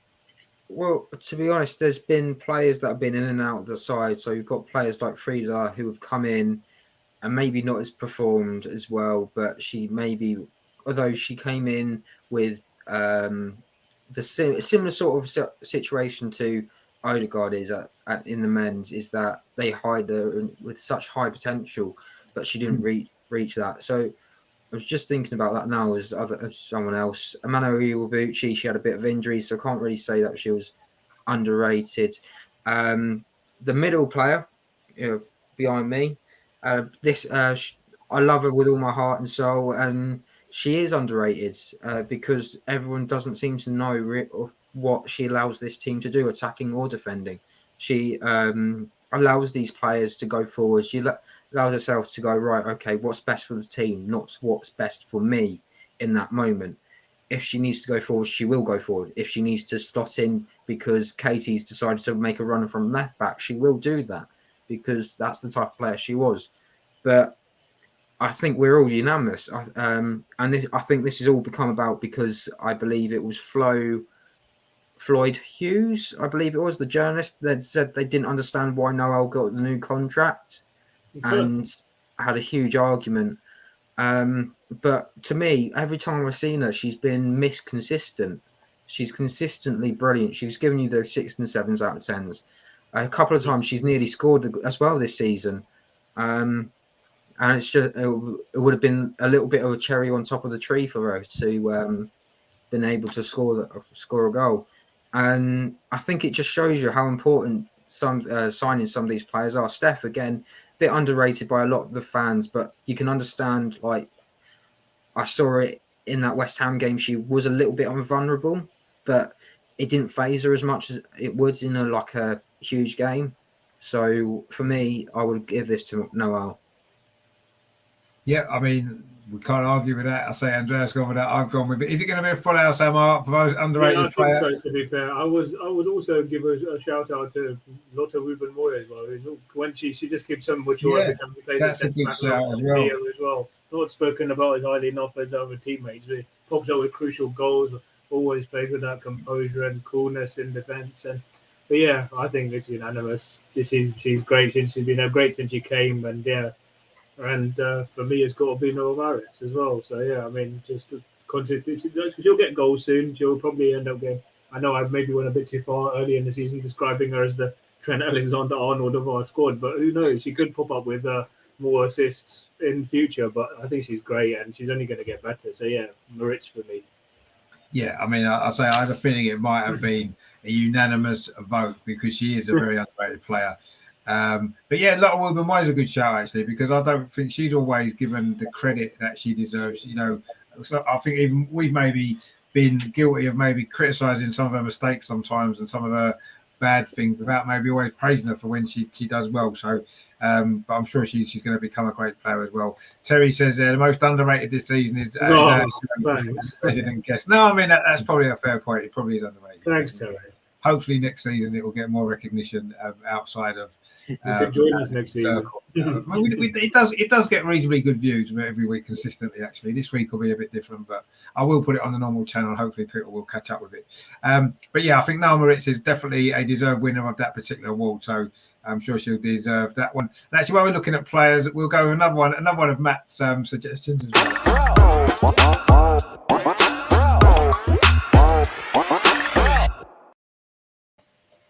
Obviously, young player of the season. I suppose it's quite difficult in a way because when you look at most of the players who've played this season, we don't have a lot of really young players. A lot of the younger players that's come through have gone out on loan. So it's maybe a slightly tricky category. But I've got a couple of suggestions. I mean, Andreas, who would you go with then with Young Player of the Year for us this season? It hasn't been a great season for a lot of our younger players because they've not really played, have they? They've been away on loan elsewhere. But there's been one or two that have made an impression. No, for me, in this category, I go with Lotte. She's 23, so you can count her as a young player. And from the younger players in our squad, she's the young player of the season. She developed. She had some problems in November, December, some weaker matches against Barcelona, against Hoffenheim, Chelsea. But the second half of the season, she developed. She was consistent and better in defense. She scored this important goal against Wolfsburg. And you always feel that she's with all her heart in every single moment of the match. And I think she had a good development overall in this season. And so, but I would also give credit to Laura Wienreuter. I don't know whether you agree with this, but she had not played so many minutes. But every time she came in or she was in the starting lineup, I think she had a good impact on the team, and she's one for the future. So few credits to her too. She's I think 22, if I'm right. So really young player, settled in the WSL very quickly, and we can expect a lot from her. But the title Young Player of the Season for me goes to Lotte. Obviously, we kind of knew you might vote for her. So you've got a shirt which you're wearing tonight, which is good. Again, another category that you suggested a good category as well. Who would be your young player of the season? I think I always go back to where we started. Who do we think were going to be the breakout players? We all said Taya. She ended up on loan. We've seen Hayley Hussein go out on loan to West Ham. We've seen Alex Hennessy go out on loan. We've seen Yup stay with the academy and go and win. I believe she was with she wasn't with the under 16, but she'll be in the youth academy set up at the moment. So I can't really say those players for definite. I've actually given Lotta a different award, so I thought I'd not give her this one. Laura would have probably been a close second, so I've gone for Anna for this one because she has been impressive and she's quite eager to learn. And when I saw her in that game against Everton for Aston Villa, she was taking everything on board. She was learning from Anita Asante, and I think she's going to come back a lot better as a player. Whether it's going to be she's going to be a backup centre back that comes on, or she's going to be another right back, or maybe Jonas might turn around and say, "Do you fancy playing left back for a change?" or something like that. I'm sure she'll take it in her stride and she'll learn and she'll grow and she'll just keep developing because she was amazing, but unfortunately her season was cut a bit too short.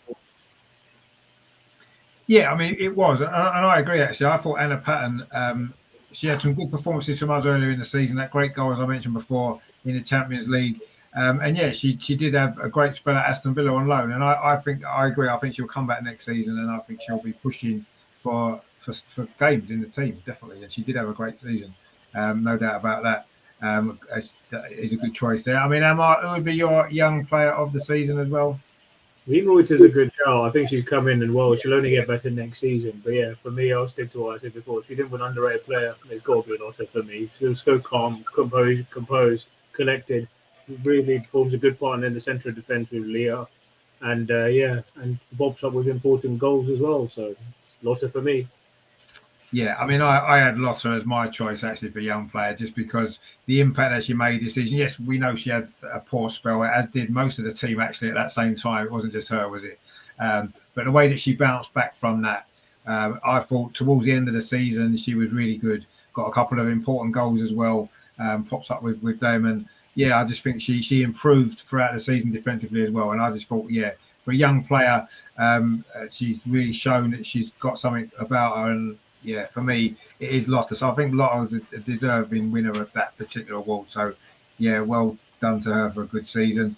I'll tell you what we'll go with now. Another player award, actually.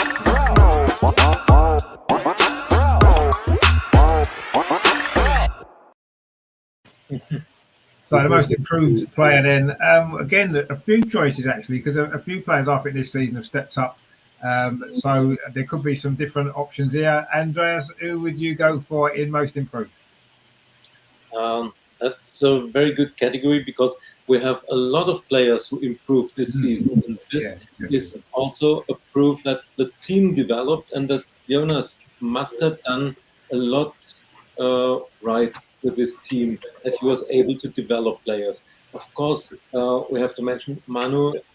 She played her best season for us. And yeah, Beth, the best Beth we ever saw. But she will get another award, I think, in this show later. Yeah, so I have three names here who improved during the season, and these are Caitlin, Steph, and Lotta again. And I think these three were those who had the best development during the season. If you think back on the first part, the first matches, Caitlin was coming from the bench. When she came in, she had no real impact than other small injury. She missed one or two matches.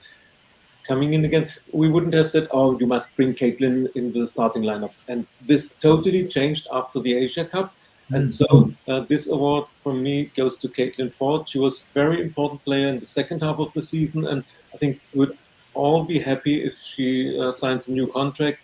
So it's another proof that she's the player who developed or improved most in this season. And and another credit, as I said, to Steph. No, I mean, Caitlin Ford's a good chat because you're right. As the season went on, she got better and better, didn't she, as the season progressed? And yeah, at the end of the season, she was one of the first names on the team sheet, wasn't she, the way that she played? So yeah, that's a good choice, actually, Caitlin Ford, for that particular award. I do think that she did improve a lot throughout the season and she was brilliant at the end. Fantastic. So that's a good choice there. Matt, who are you going with then for your most improved player? Again, there's a few choices because a lot of players have good seasons again, don't they? unfortunately, you've given the player that I would have given this award to would have been Lotta Luiva-Moy. The fact it takes a lot of skill and mentality to come back after losing a cup final and conceding a goal so early, and because you've made a huge error with communicating with Jem Beattie at the back to say who's clearing this, and the ball just bounces back off you, and Fran Kirby goes up in a one-on-one situation. But for her to show that grit and everything is why I think she would have made the best improved. Obviously, I think Beth would have probably been up there as well, because as soon as she made that interview, can't remember, at the start of the season, where she said that Jonas, she was about to shoot, but she stopped, turned and passed it, and Jonas told her to never do that again. That's the sort of thing that helps these players improve. He wants them to get better, not just at finishing or just being but be a bit selfish at times. I'll probably even say Steph Catley could be even on this list as well, because she was a bit in and out of the team, and you notice when she's there. Sometimes you wouldn't know she wasn't there, but she did really well throughout the season, kept on going, and she was very consistent. But for me, Lotta would have won this award. Yeah, again, that's you can't really argue too much with that. I mean, she has had a great season, as we mentioned, and the character she showed to bounce back from that cup final actually was good, because she got left out of the team straight after that for a while, didn't she? I think her confidence had gone. So to come back in the way that she did, to finish that season so strongly, she definitely is a definitely worthy candidate for that one. I mean, Emma, any different names there, or are you going with? Yeah, no, there's been a lot. The Leah Valti always is not much talked about. She continues to just impress every time she plays in Arsenal. She's just so good. So just the cog in many ways of that midfield, just keeps the backline solid. But yeah, Caitlin's a good shout, but I think I'd agree with Steph. Not only is she adding goals and assists to her play, she's very solid going forward. She just links that. She's assuming that when Katie McCabe doesn't play in a left back, or wherever she plays, left side of midfield, you've got a great replacement in Catley, and so I think for me she would be the most improved player. She's not, as I said, she's adding assists and goals to her tally as well, and so continues to. It was the first full season to see, and after battling so much with injury, great to see her playing well. And I think, as Jonas has described her, one of the best left backs in the world, and I think she's only going to get better. So for me, it would be Steph Catley. Yeah, I mean, again, that's a great choice. I do think she was injured a lot last season, so she maybe didn't play as much as she may have done. And I think, again, a bit like we mentioned with Caitlin, as the season's gone on, she's got better and better as the season's gone on. I mean, I had two names written down that sort of stood out for me when I was looking at this category. One was Steph Catley, but the other one who I'm going to maybe go with is Manu Zinsberger, because I do feel that she really has stepped up this season. She got the Golden Gloves for the most clean sheets, and I think there was a lot of games this season where she made some crucial saves at crucial points in games as well. The FA Cup final we mentioned, if it wasn't for her, we'd have lost that game 6-0, and that would have been terrible. Barcelona as well, she made some great saves in that game against Barcelona. In the games where we were under a lot of pressure, and she really steps up. And yes, she still makes one or two little errors, handling errors, crossing and stuff. She's not always great on, let's be honest. But I think overall, her overall goalkeeping has improved this season quite a lot. And I think she won the Golden Glove.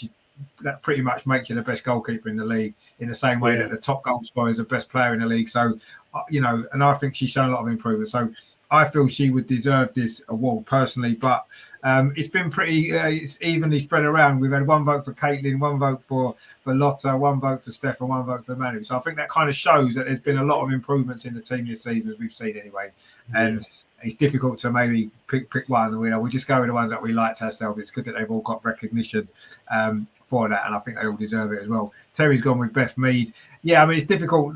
Beth Mead obviously has improved a lot this season, but I think there's maybe bigger things that she might be in the running to win, actually, but we'll see. But we just got a couple more to go. There is Actually, what we'll do is we'll do this one now because this could be open for quite a lot of debate. Although I still think there's only one or two real winners of this.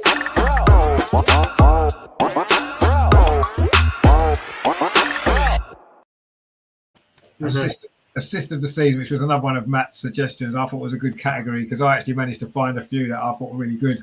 Andreas, is anybody going to beat Vivs against Man United? Do you think? The pass of the season now. This is the one, the assist of the season. She had a similar one in the first match against Chelsea when her pass reached that meet perfectly. But Yes. the one against United, this is it, and we don't have to discuss. Yeah, I mean, obviously that's the one that sticks out. I mean, I've got one or two others that were very good assists as well that perhaps we'll do have a mention, but we'll see what everyone else says. I mean, Matt, again, another category that you suggested. Is that your winner, or is there another one that maybe is on your mind? Because I mean, it's difficult to argue against that Viv one against Man United. I mean, there's been so many times where Leah Williamson has played that lovely long ball over the top and it's found someone and they've gone on to score this season. But I'm actually going to give this as what could have been potentially a moment of the season where Kim Little gives the ball to Nikita Paris to score a 50th.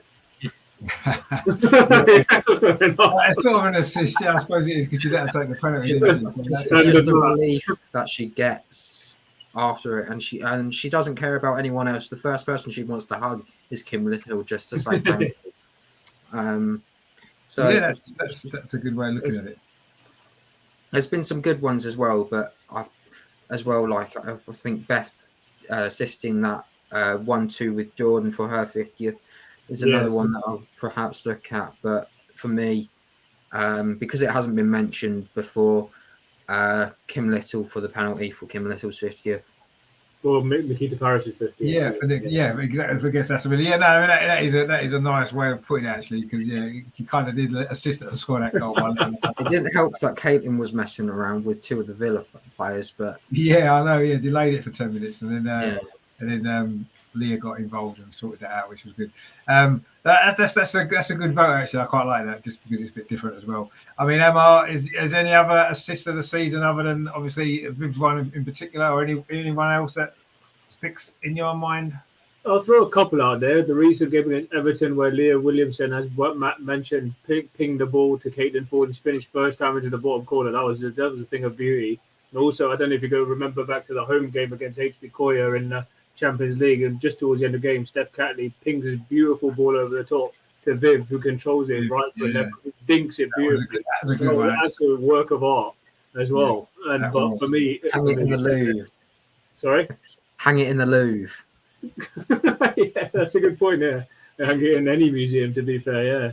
But for me, as I was there, and the fact that it came at such a crucial moment, we're down to 10 men. I mean, whatever happens, I've heard maybe 1 year contract extension or whatever, but it's got to be the GOAT's assist for Fina. I mean, that was just different class.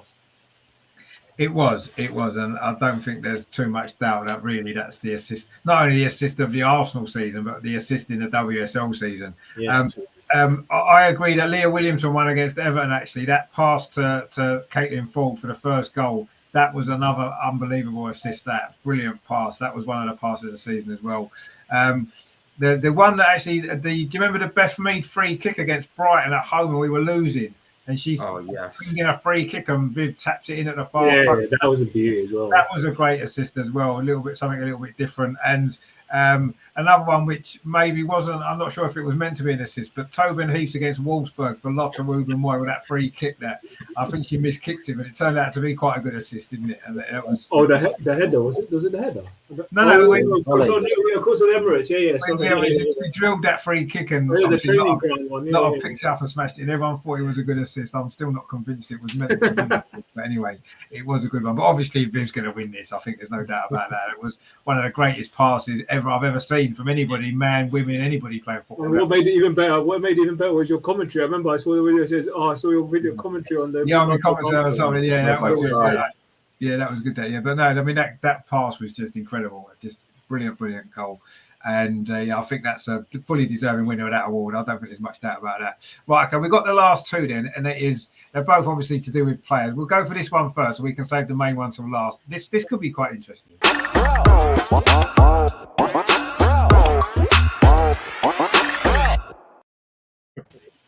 Obviously, a lot of players came in throughout the season, starting all the way back last summer.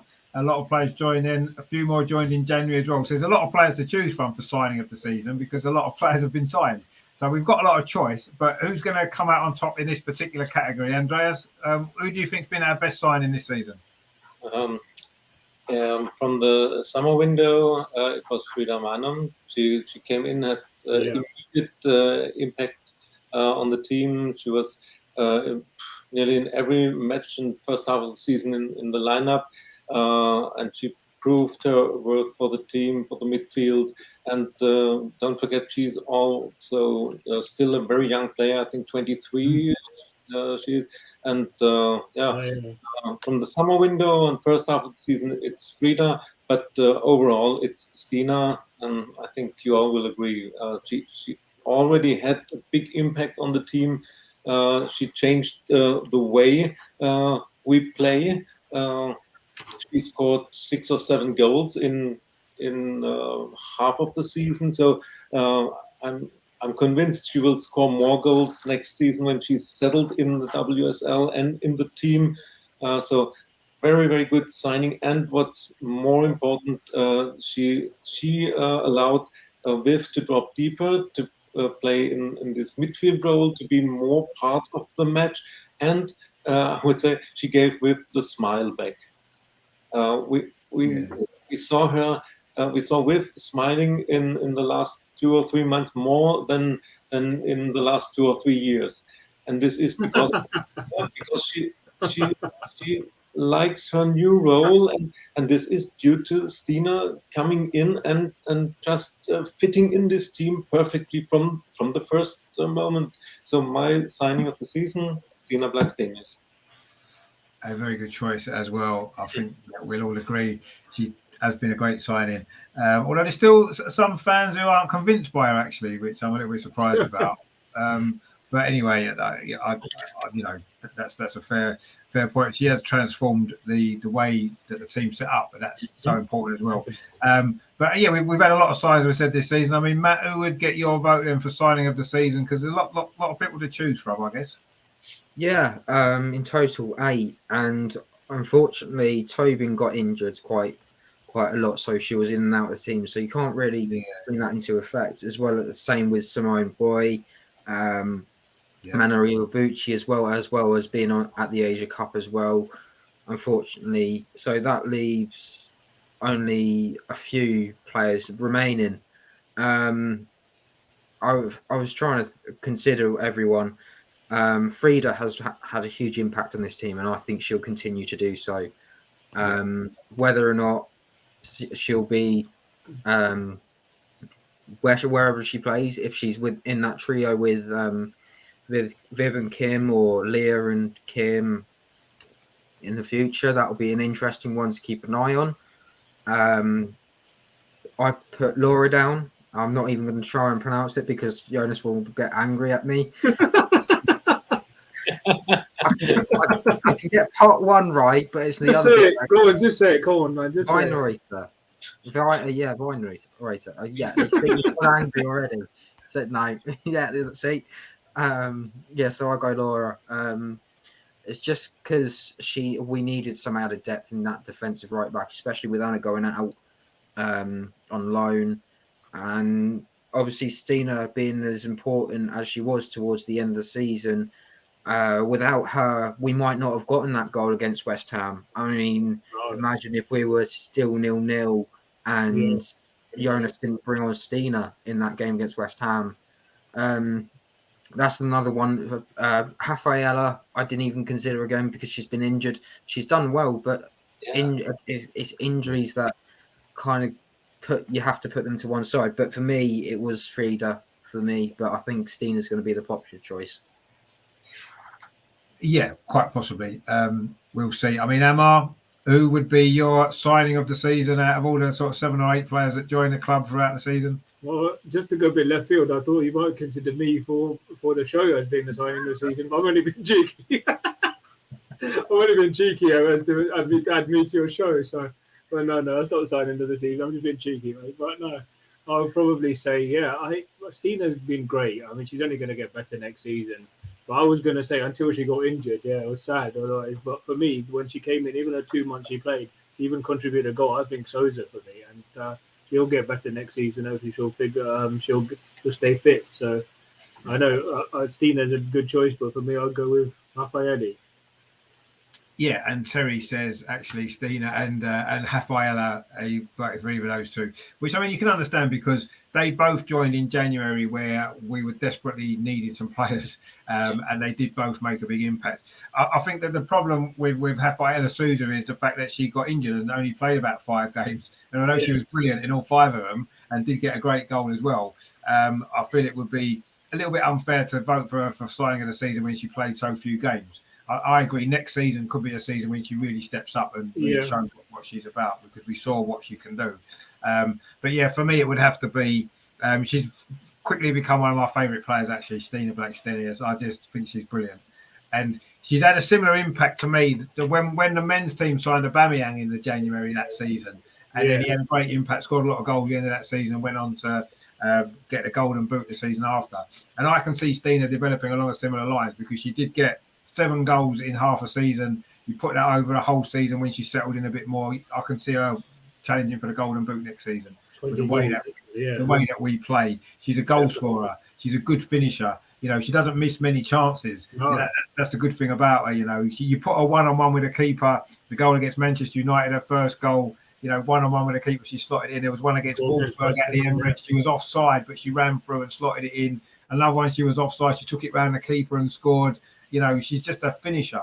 The goal against West Ham on Sunday, come on, first touch, put it in the corner. You know, she's a natural goal scorer, and you can't get too many natural goal scorers in your team because there's not many of them around. And you know, I'm hoping next season she puts Sam Kerr in her place. She shows Sam Kerr and she gets that goal. Unfortunately, Sam Kerr's a good Messi of women's football, but there you go. That's what I'm hoping is going to happen next year because to me, I know. I don't think all the fans have actually been won over by Stina yet, which I'm a bit surprised about personally because I think she's brilliant. I think she's a great player and she's a goal scorer and I love her. So, yeah, she's got to be the signing of the season for me. And I'm really looking forward to seeing how she progresses next season because I think she's going to score absolutely bundles of goals next year. You know, especially if Viv stays, Viv just dropping into that number 10 and Stina getting loosed in the penalty area. I'm sure she's going to get 25 goals next season. It's going to be great. When we signed her, and I wasn't far off actually. I said when we signed her in January, I said she'd scored 10 goals this season. She actually got 7 and had 2 disallowed, so she did score 9 times. 2 of them were disallowed. So I wasn't far off. And next season I'm going for 25. I think she'll get 25. If she doesn't get injured, I think she'll score 25. Yeah. So Golden Boot is coming her way for Stina, so let's hope so. Right, okay. So the big award of the season. What we're going to do is I want us to go for a top 3 each. Okay, so because otherwise it's going to be. We know who's probably going to win, but let's have a top 3 each. Of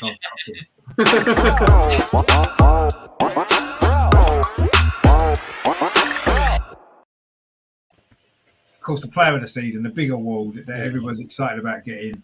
I think we all probably know who's going to win, I would say. But that's why I said if we get our individual top 3, and then we maybe come up with some other names as well to be thrown into that. I'm sure one of them will be the same for all of us, I'm sure. Andreas, who would be your top 3 then? And give us your actual winner. You already know who's going to win now. I have no idea which one. Is this even a contest? We know who's going to win, of course. Okay, 3 names. One is Leah Williamson because she, her value for the team and what she's bringing for the team, we saw when she was injured. Yeah. It sounds a little bit strange, but in these weeks when she was out, I think we conceded the most goals and we were on this way down. We didn't win. We struggled in defense. Jonas was trying to pair Lotta with Jen. Then he brought Steph Catley central defense. He tried a lot. Vicky was playing with Jen, and nothing really worked. So and when Leah came back, I think she came back too early. She was not really fit, but just her presence on the pitch and in the team was very, very important, and we could turn things around. So this showed what she means for the team. So of course Leah is one of the three names for me, and the second one is Kim Little. As I said, she's underrated in the whole women's football world.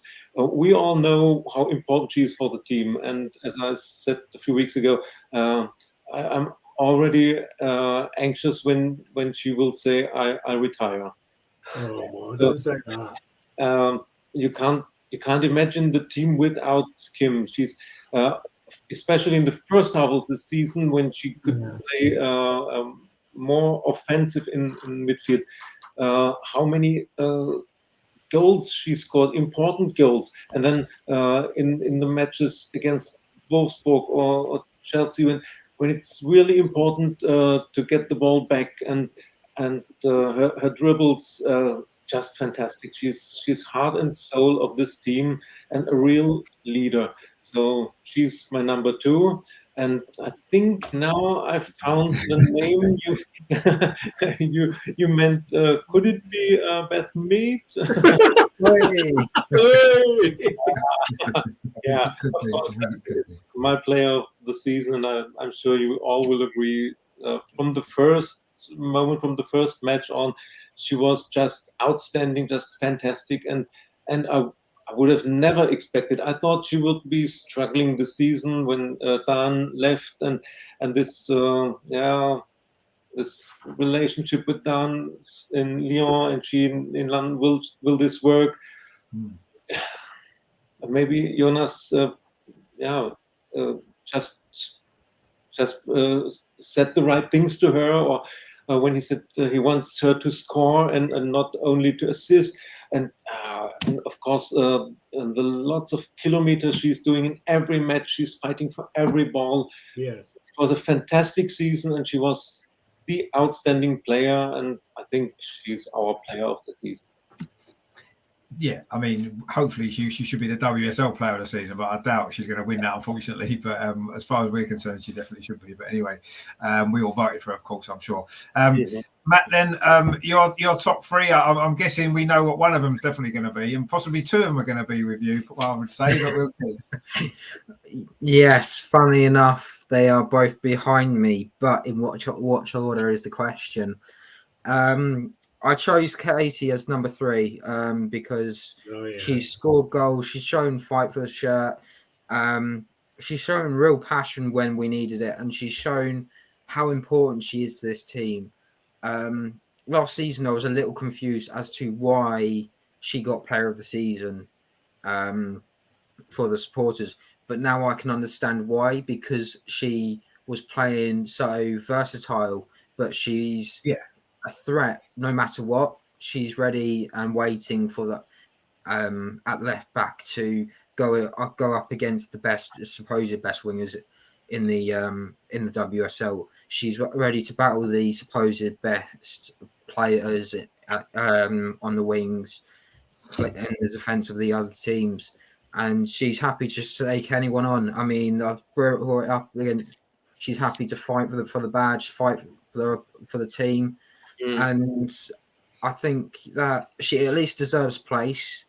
I've chosen Leah Walty at number 2 only because, again, how influential she is in that little trio with Kim and Viv at the moment, and the way that she's played, she's so influential. I believe that one of the commentators turned around and said that she's the glue that sticks this team together. And in some ways that's right, because you saw it against Wolfsburg when she wasn't there, just how much they miss a player like Leah Walty. And against Birmingham as well. And against Birmingham when she pulled in the warm-up, didn't she? And we lost that game as well. So, yeah. And I would have put Leah would have been on there, but Amar stole that one as well, so that's why I didn't pick him or Leah. But Leah has been influential, and considering she's Mrs. Arsenal, and that lovely little video she did for the North London Derby as well, that's also on the channel. It's amazing just to see that, and you can sense that she's very well loved. She's very well cared for. The fact that she does take her time with the fans as well, especially that she's not my winner, Beth Mead, but I know she's going to be everyone else's winner. They're happy to go out and sign and take photos with her or and talk to people after games. I think that's also key to what makes a player of the season. You can have a really bad game, but you can still be willing to take photos and everything for the players. But at top of my list is actually Manu Zinsberger for me. The fact that, bit of a left fielder for everyone. But the way that she's come about, especially since that double save that she made against Tottenham last season at their ground. Of course, she has her issues, but winning the Golden Glove and coming second in the league, it doesn't make sense as well. And we had a huge goal difference, and she's been huge and influential. And as I've mentioned in the cup final, there was moments there where she made 3 or 4, maybe 5 even saves where you're thinking, oh, this is going in. And for me, it just shows how important she was. I mean, I'm hoping that I think a contract will be up next summer as well. I think there's a few others that as well. So it'll be quite interesting to see if this is our last season with her. If she's going to decide to leave, let her leave on a high note, like a few of these other players, because it's going to be an interesting season ahead. That's for sure.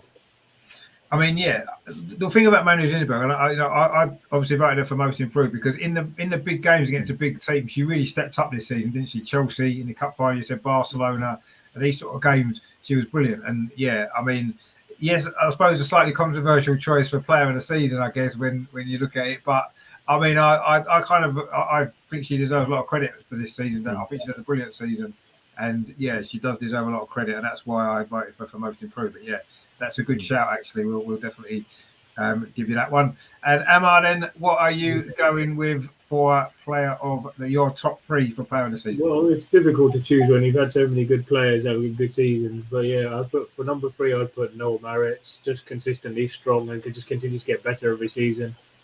2, I'd put Katie McCabe, contributing goals. So can play anywhere along anywhere. Sorry.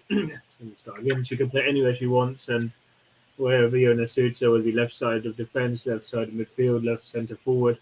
But I mean, unanimous choice. She's just been outstanding from day one when she scored us 2 goals, and just been contributing almost every game. Never always gives it all. Such a nightmare to play against. Even scoring goals for England, peak form. It's obviously got to be the one and only Beth Mead, doesn't it? So of course she would be my number 1 player of the season. Yeah, and I think that there's not going to be a lot of argument about that choice. Terry has gone for Viv, Kim, and Amar. There you go. Amar's player of the season. There you go. I mean, my top 3, I would probably go with in 3rd place Kim Little, just because of how important she is and how brilliant she is and what a great servant she's been to the club. And she had another great season. So I would tick her in 3rd place. For me, actually, it's very, very close between 1st and 2nd. I've got to be honest. It's not much to choose. I've got Leah Williamson 2nd.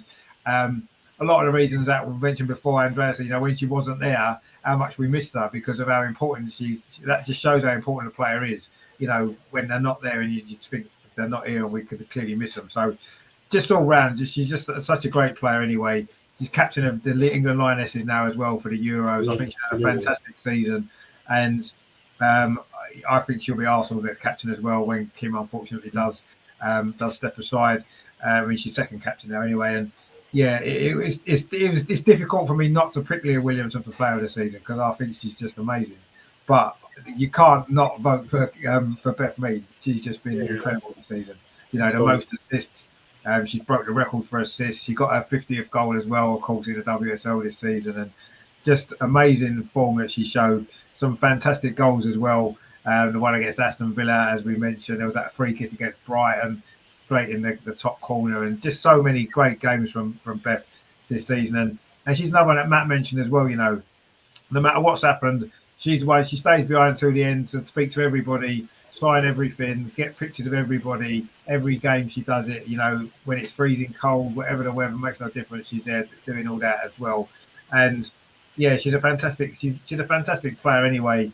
And I just think she's gone to a different level this season. Just incredible. And for me, if she doesn't win the WSL Player of the Year, it's she's a travesty, because she's been the best player. Yes, Sam Kerr scored a lot of goals, and yes, she deserves a lot of credit for that. Those 2 goals on the final day. But for me, Beth Mead is a far better overall player. She scores goals, she assists goals, she does everything. She defends, she attacks. She's everything in our team, and she's the best player in the WSL this season, and she deserves everything. So yeah, I don't think we can look any further than the winner as Beth Mead. But Leah Williamson is a close second for me, and I'm sure next season Stina will be out there with a shout as well. But yeah, I think we have to give it to Beth Mead just because she's just had such a season.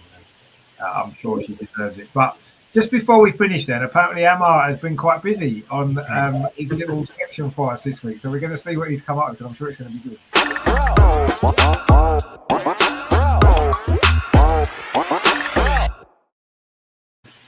Now, apparently, he's got 2 questions for us this week. So I'll do double. But yeah, okay, the first one I think you'll get is fairly straightforward. So let's go with this then. So how many letters of the alphabet don't appear in the name of an Arsenal women's first team squad member? Ooh. How many letters of the alphabet don't appear in the name of an Arsenal women's first team squad member?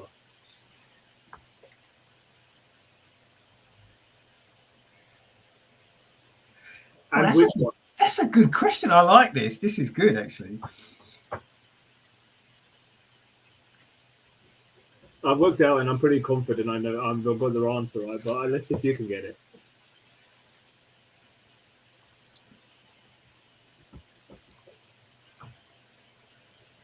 Well, the second one I have to think about a bit more, but I'll just think about it whilst. Yeah.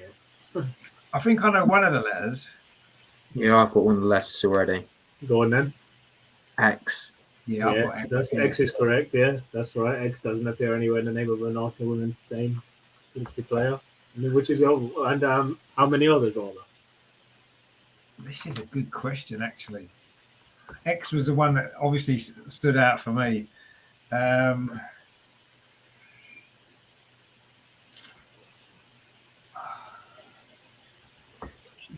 Q. Q is correct as well. Yes, those were the only 2, so that is wow. absolutely correct. There you go, Q and X. I worked out all the other letters of the alphabet appear in the name of an Arsenal women's team member. So yeah, Q and X was absolutely Now correct. we're going to sign someone with a Spanish name with a Q and X in it, aren't we, now? Xavier or something. This is Spanish, isn't it? So we'll Alexia Putellas. Sorry, who? Alexia Putellas. Oh, Alexia Putellas, yeah. Yeah, that was it. Yeah. I don't know. Talking of transfers, actually, I don't know. We've not been linked with her, but apparently we're interested in the Real Madrid centre forward Geisa Ferreira, who scored 20 goals for Real Madrid last season. So I mean, she'd be a decent addition. But let's see. I'll tell you, there is one player that I would love to see play at the club, and that's Claire Emsley. Fair enough. Why is that? Would you say? I've just been so impressed by how she plays at Everton and the way she plays going forwards, and I think she'll just add something extra to the team. I think she could push the team on a little bit. Obviously, I reckon a few other teams will be in for her, but I don't. It's more like a wish list more than I think that we're definitely going to get her. I'll tell you a couple of players that have impressed me this season, actually, in an area that we probably could do with some strengthening in. I was really, really impressed with that West Ham defender, Sissoko, against us on Sunday. Sissoko? Yeah. I thought she played really well. And also Victoria Williams, who plays for Brighton at the back, she's a very good defender as well. Players that I think could develop playing for a better team. And even those 2, if we was to sign them as part of the squad for next season, I think would be probably decent signings, actually. Not the spectacular signings to take us forward, but certainly for the squad. When we've got injuries at the back, we've struggled. If we can get a couple of decent players in that can just cover in and do a job when needed, if we don't know how fit Rafaela Souza is going to be next season, stuff like that. So I wouldn't mind one of them two coming in. And obviously, the dream in the WSL would be Lauren Hemp, obviously. Left wing, the one that we're short of. That's the player I really want. But whether we've got any chance of signing her or not, probably not. But she would be the one for me that I would. Would you like to hear my second question? We want to hear your second question. We do. Definitely. This required a bit of thought, but yeah, I hope I've got this right. So, in line with the completion, as we know, you obviously weren't watching, but Ronnie O'Sullivan won his 7th World Professional Snooker title just last week. Steph Catley, our number 7, signed a brand new contract. So, which of the following sequences of balls, when potted, does not total up to the number of an Arsenal women's squad member? I'm terrible with snooker. So I'm going to give you a sequence of balls, and you have to total them up and tell me which doesn't add up to the name or to the number of an Arsenal women's squad member. Is it Okay. A, red, pink, red, blue? Is it red? Oh God, I can't even think of this. Is it A, red, pink? We're having to have to look at some of these now. Is it red, black, red, black, red, blue? So what did I say was the first one? I said red, pink, red, blue, didn't I? Yes. Yeah, it's B, red, black, red, blue. What's the next one? Oh dear, I haven't done my research properly. Bear You need with to me. write it down, don't you? Yeah, no. Yeah, I need to write this down. Is it A, red, green, red, yellow? Or is it, that's C, or is it D? Let me think about D. I need to have done more research on this, mate. But or is it red, black, red, yellow? I think that's right. Right, Sorry. okay. Sorry, Um, red, black, red, pink, red, yellow is what I meant. Yeah, sorry. So red is only worth 1 point if I remember rightly. Yeah, so which of those does not add up to the total of a number of an Arsenal women's squad member? I think I know. What's the answer then, Richard? I think it's the second one, the red, black, red, blue. And what total would that? I think that comes to 22, and I don't think we've got a 22. Red, black. So what is it? Red, black, red, blue. I said, didn't I? Yeah, It's not 22, I'm afraid. isn't it? Not 22. Red. What is it? Red, black, red. 22 is Vicky Schnarbeck. It's you're not, no, it's right, not 22. Actually, it's not 22. It's red, black, red, blue. Is not 22. I tell you that right now. Isn't Oh it? wait. Oh my gosh, I've done this wrong, haven't I? Oh, God. Sorry, I should You're have done. right. We have got a number 22 anyway because it is Vicky Schneiderbeck, and I forgot about Oh, well, her. she's on loan, but yeah, fair enough. Yeah. Oh yes, that's not the right answer, is it? I should have said. Sorry, I made a mistake there. It should have been brown on the end, and not blue. Sorry, I made a mistake. Oh, brown, right? Okay. Yeah, brown. Sorry, not blue. Sorry, yeah, that's going to giving the game away now. But yeah, Well, it's got to be that one then, hasn't it? Because that'll be 21. yeah, that's right. So, can you add up the totals of the other 3 sequences? Add up to which players? Then go on. It's just for a bonus. Go The on. first one was 13, so that's Leah Walty. Correct.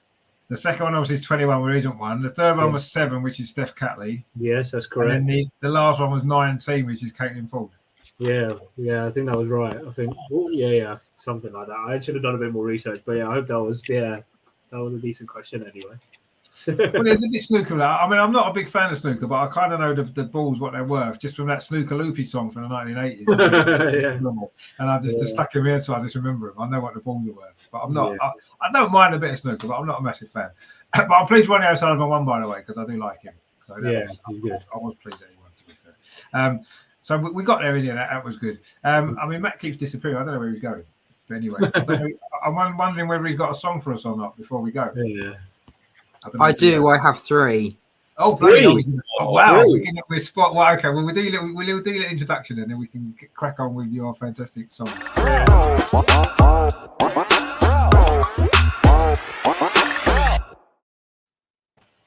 Well, it is the end of the season, so we might as well spoil everybody. We've had 2 questions from Amar, so we might from Matt then just to finish the season off in fine style. I'm sure these will be good.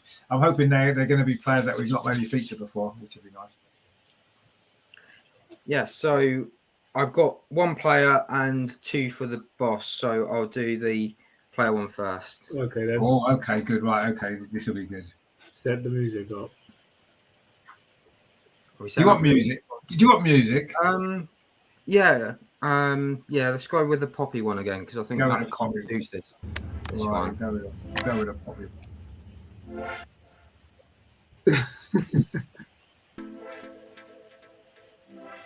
Freedom on 'em, freedom on 'em, freedom on 'em, freedom on 'em.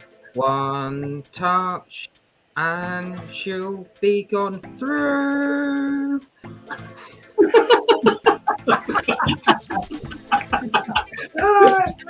That's great.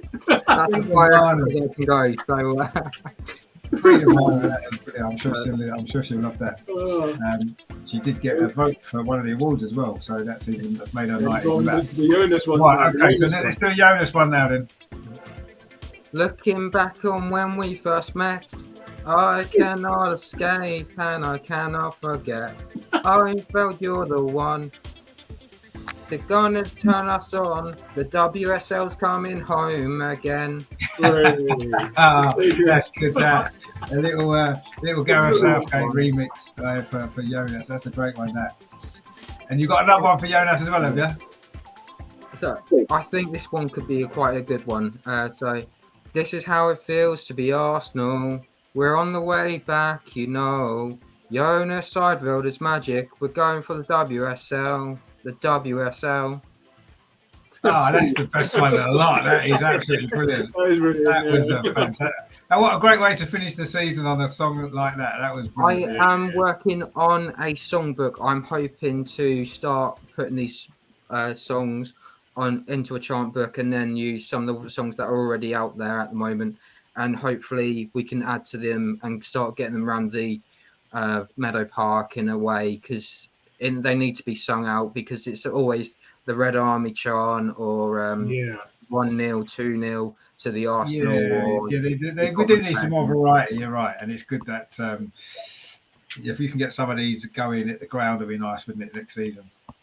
Because they've been good. That last one was brilliant, actually. So, well, I mean, what a way to finish our first season doing a show. It's been an up and down ride in many ways. Some great games, some disappointing games, some great memories, some great moments, and ultimately a frustrating finish. But the good news is we're all excited for the new season because we know it's going to be good, and hopefully this time next year we'll be here looking back on a trophy or 2 as well that we've won, which will be even better.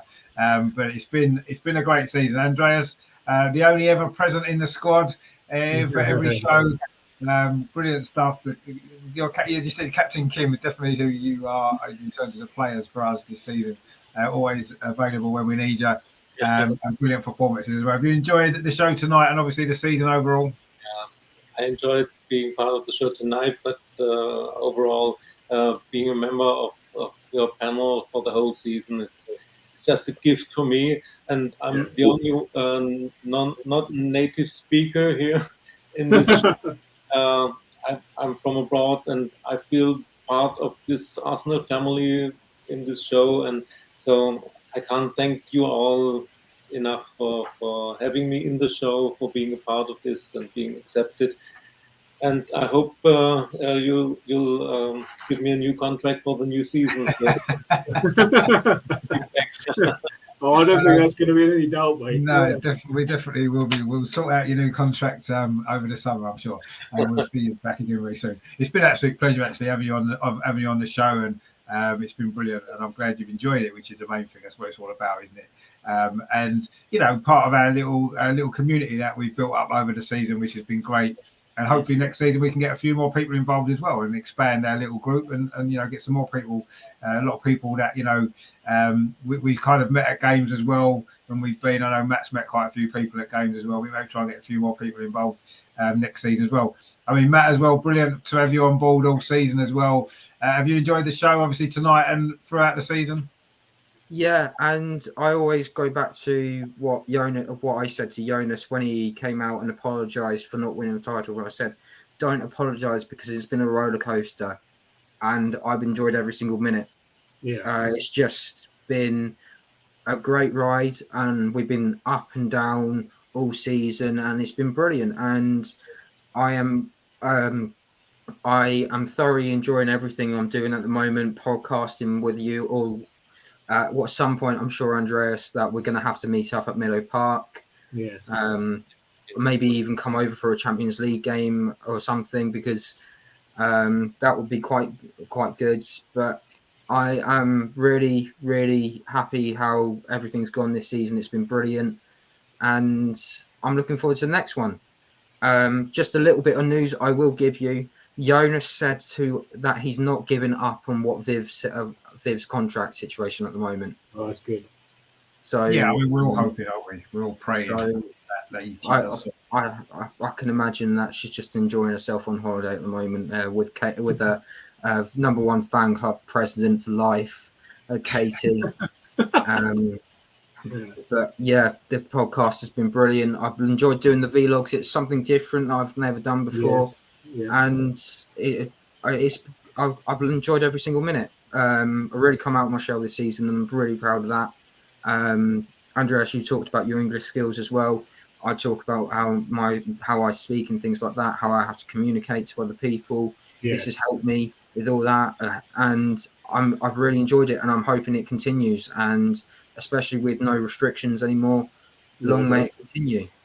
And thank you all for having me on, because it's been amazing, and especially when we've all messed up and had those chats, I think we've all enjoyed them, especially when your dad's been involved or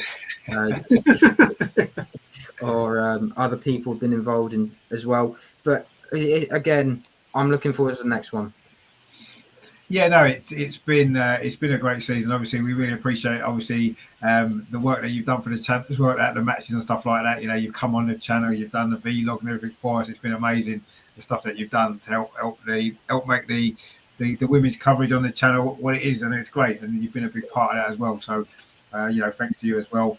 And Amar as well. I know you're always late and you sit in the dark a lot, but it's been a pleasure having you on all through the season as well. Have you enjoyed it?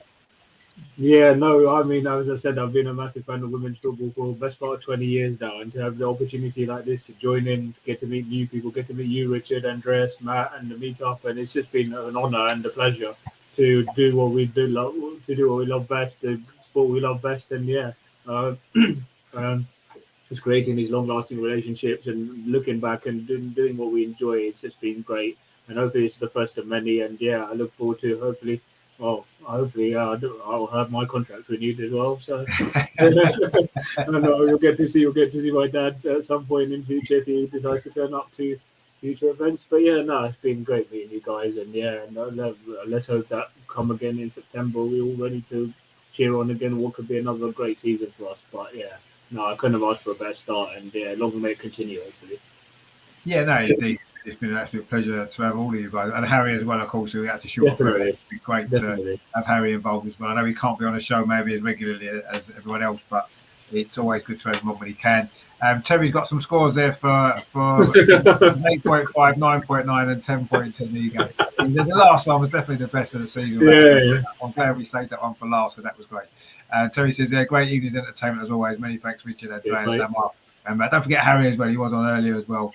We had to shoot off. But it's been a great season. And next season, what I'm hoping to do on the channel is expand the women's coverage a little bit more. I'll say get a few more people involved in it as well. Maybe do some different shows as well, covering women's football in general, as opposed to just the Arsenal women as well. And, we're going to do some stuff for the Euros as well. Obviously, we've got Andreas's friends over in Germany. We want to collaborate with them for the Euros as well. In the summer, we'll probably get to do some normal shows like this as well, covering the Euros instead of the Arsenal, cover the Euros is on. So if you want to get involved in that with us as well, that would be great. So we'll be doing lots more. We're not, I know the season's finished now, but we will still look to get some women's football coverage on through the summer. So it's going to be a great. So Omar's disappeared actually, which is a shame. He enjoyed it so much he's just buggered off before we finish. I'm sure he's some technical issue. He's back again now. He I just pressed the wrong button. Mate. Sorry. Don't happen there. Anyway, so we'll have some coverage of the Euros, a few other bits and bobs through the summer, and then next season we will be back with the Arsenal Women's Show, bigger and better, hopefully, than this season. A few more people involved, and we're going to try and expand it and make it even better. But it was a great show tonight. Actually, looking back on the season, some great memories. Of course, we all enjoyed the season, didn't we? We look forward to, hopefully, better things, even more better next season. With a trophy or two coming our way, hopefully, and a few more contract announcements we're waiting for. So I know people are on holiday at the minute, but in the next couple of weeks, we're expecting some big news to come from the Arsenal women with some contracts. So stay tuned for all of that. Coming up on the channel, then obviously we still got a couple of games left for the men. I'm doing a preview of the Newcastle game on Sunday. Hopefully, I can go live on the normal channel on Sunday when my band's up. I'm getting a Newcastle fan on, Paul from the Toon Review. We'll be looking ahead to Monday night's game. I'm actually going to that game at Newcastle on Monday, so I won't be watch along, but I'll be doing some vlogging and stuff like that. We'll have some coverage of that coming up as well on the channel, and then we'll be building up towards the final weekend of the Premier League season as well, of course, next week, which is going to be exciting. Maybe could be a top 4 battle going on with Arsenal still, hopefully.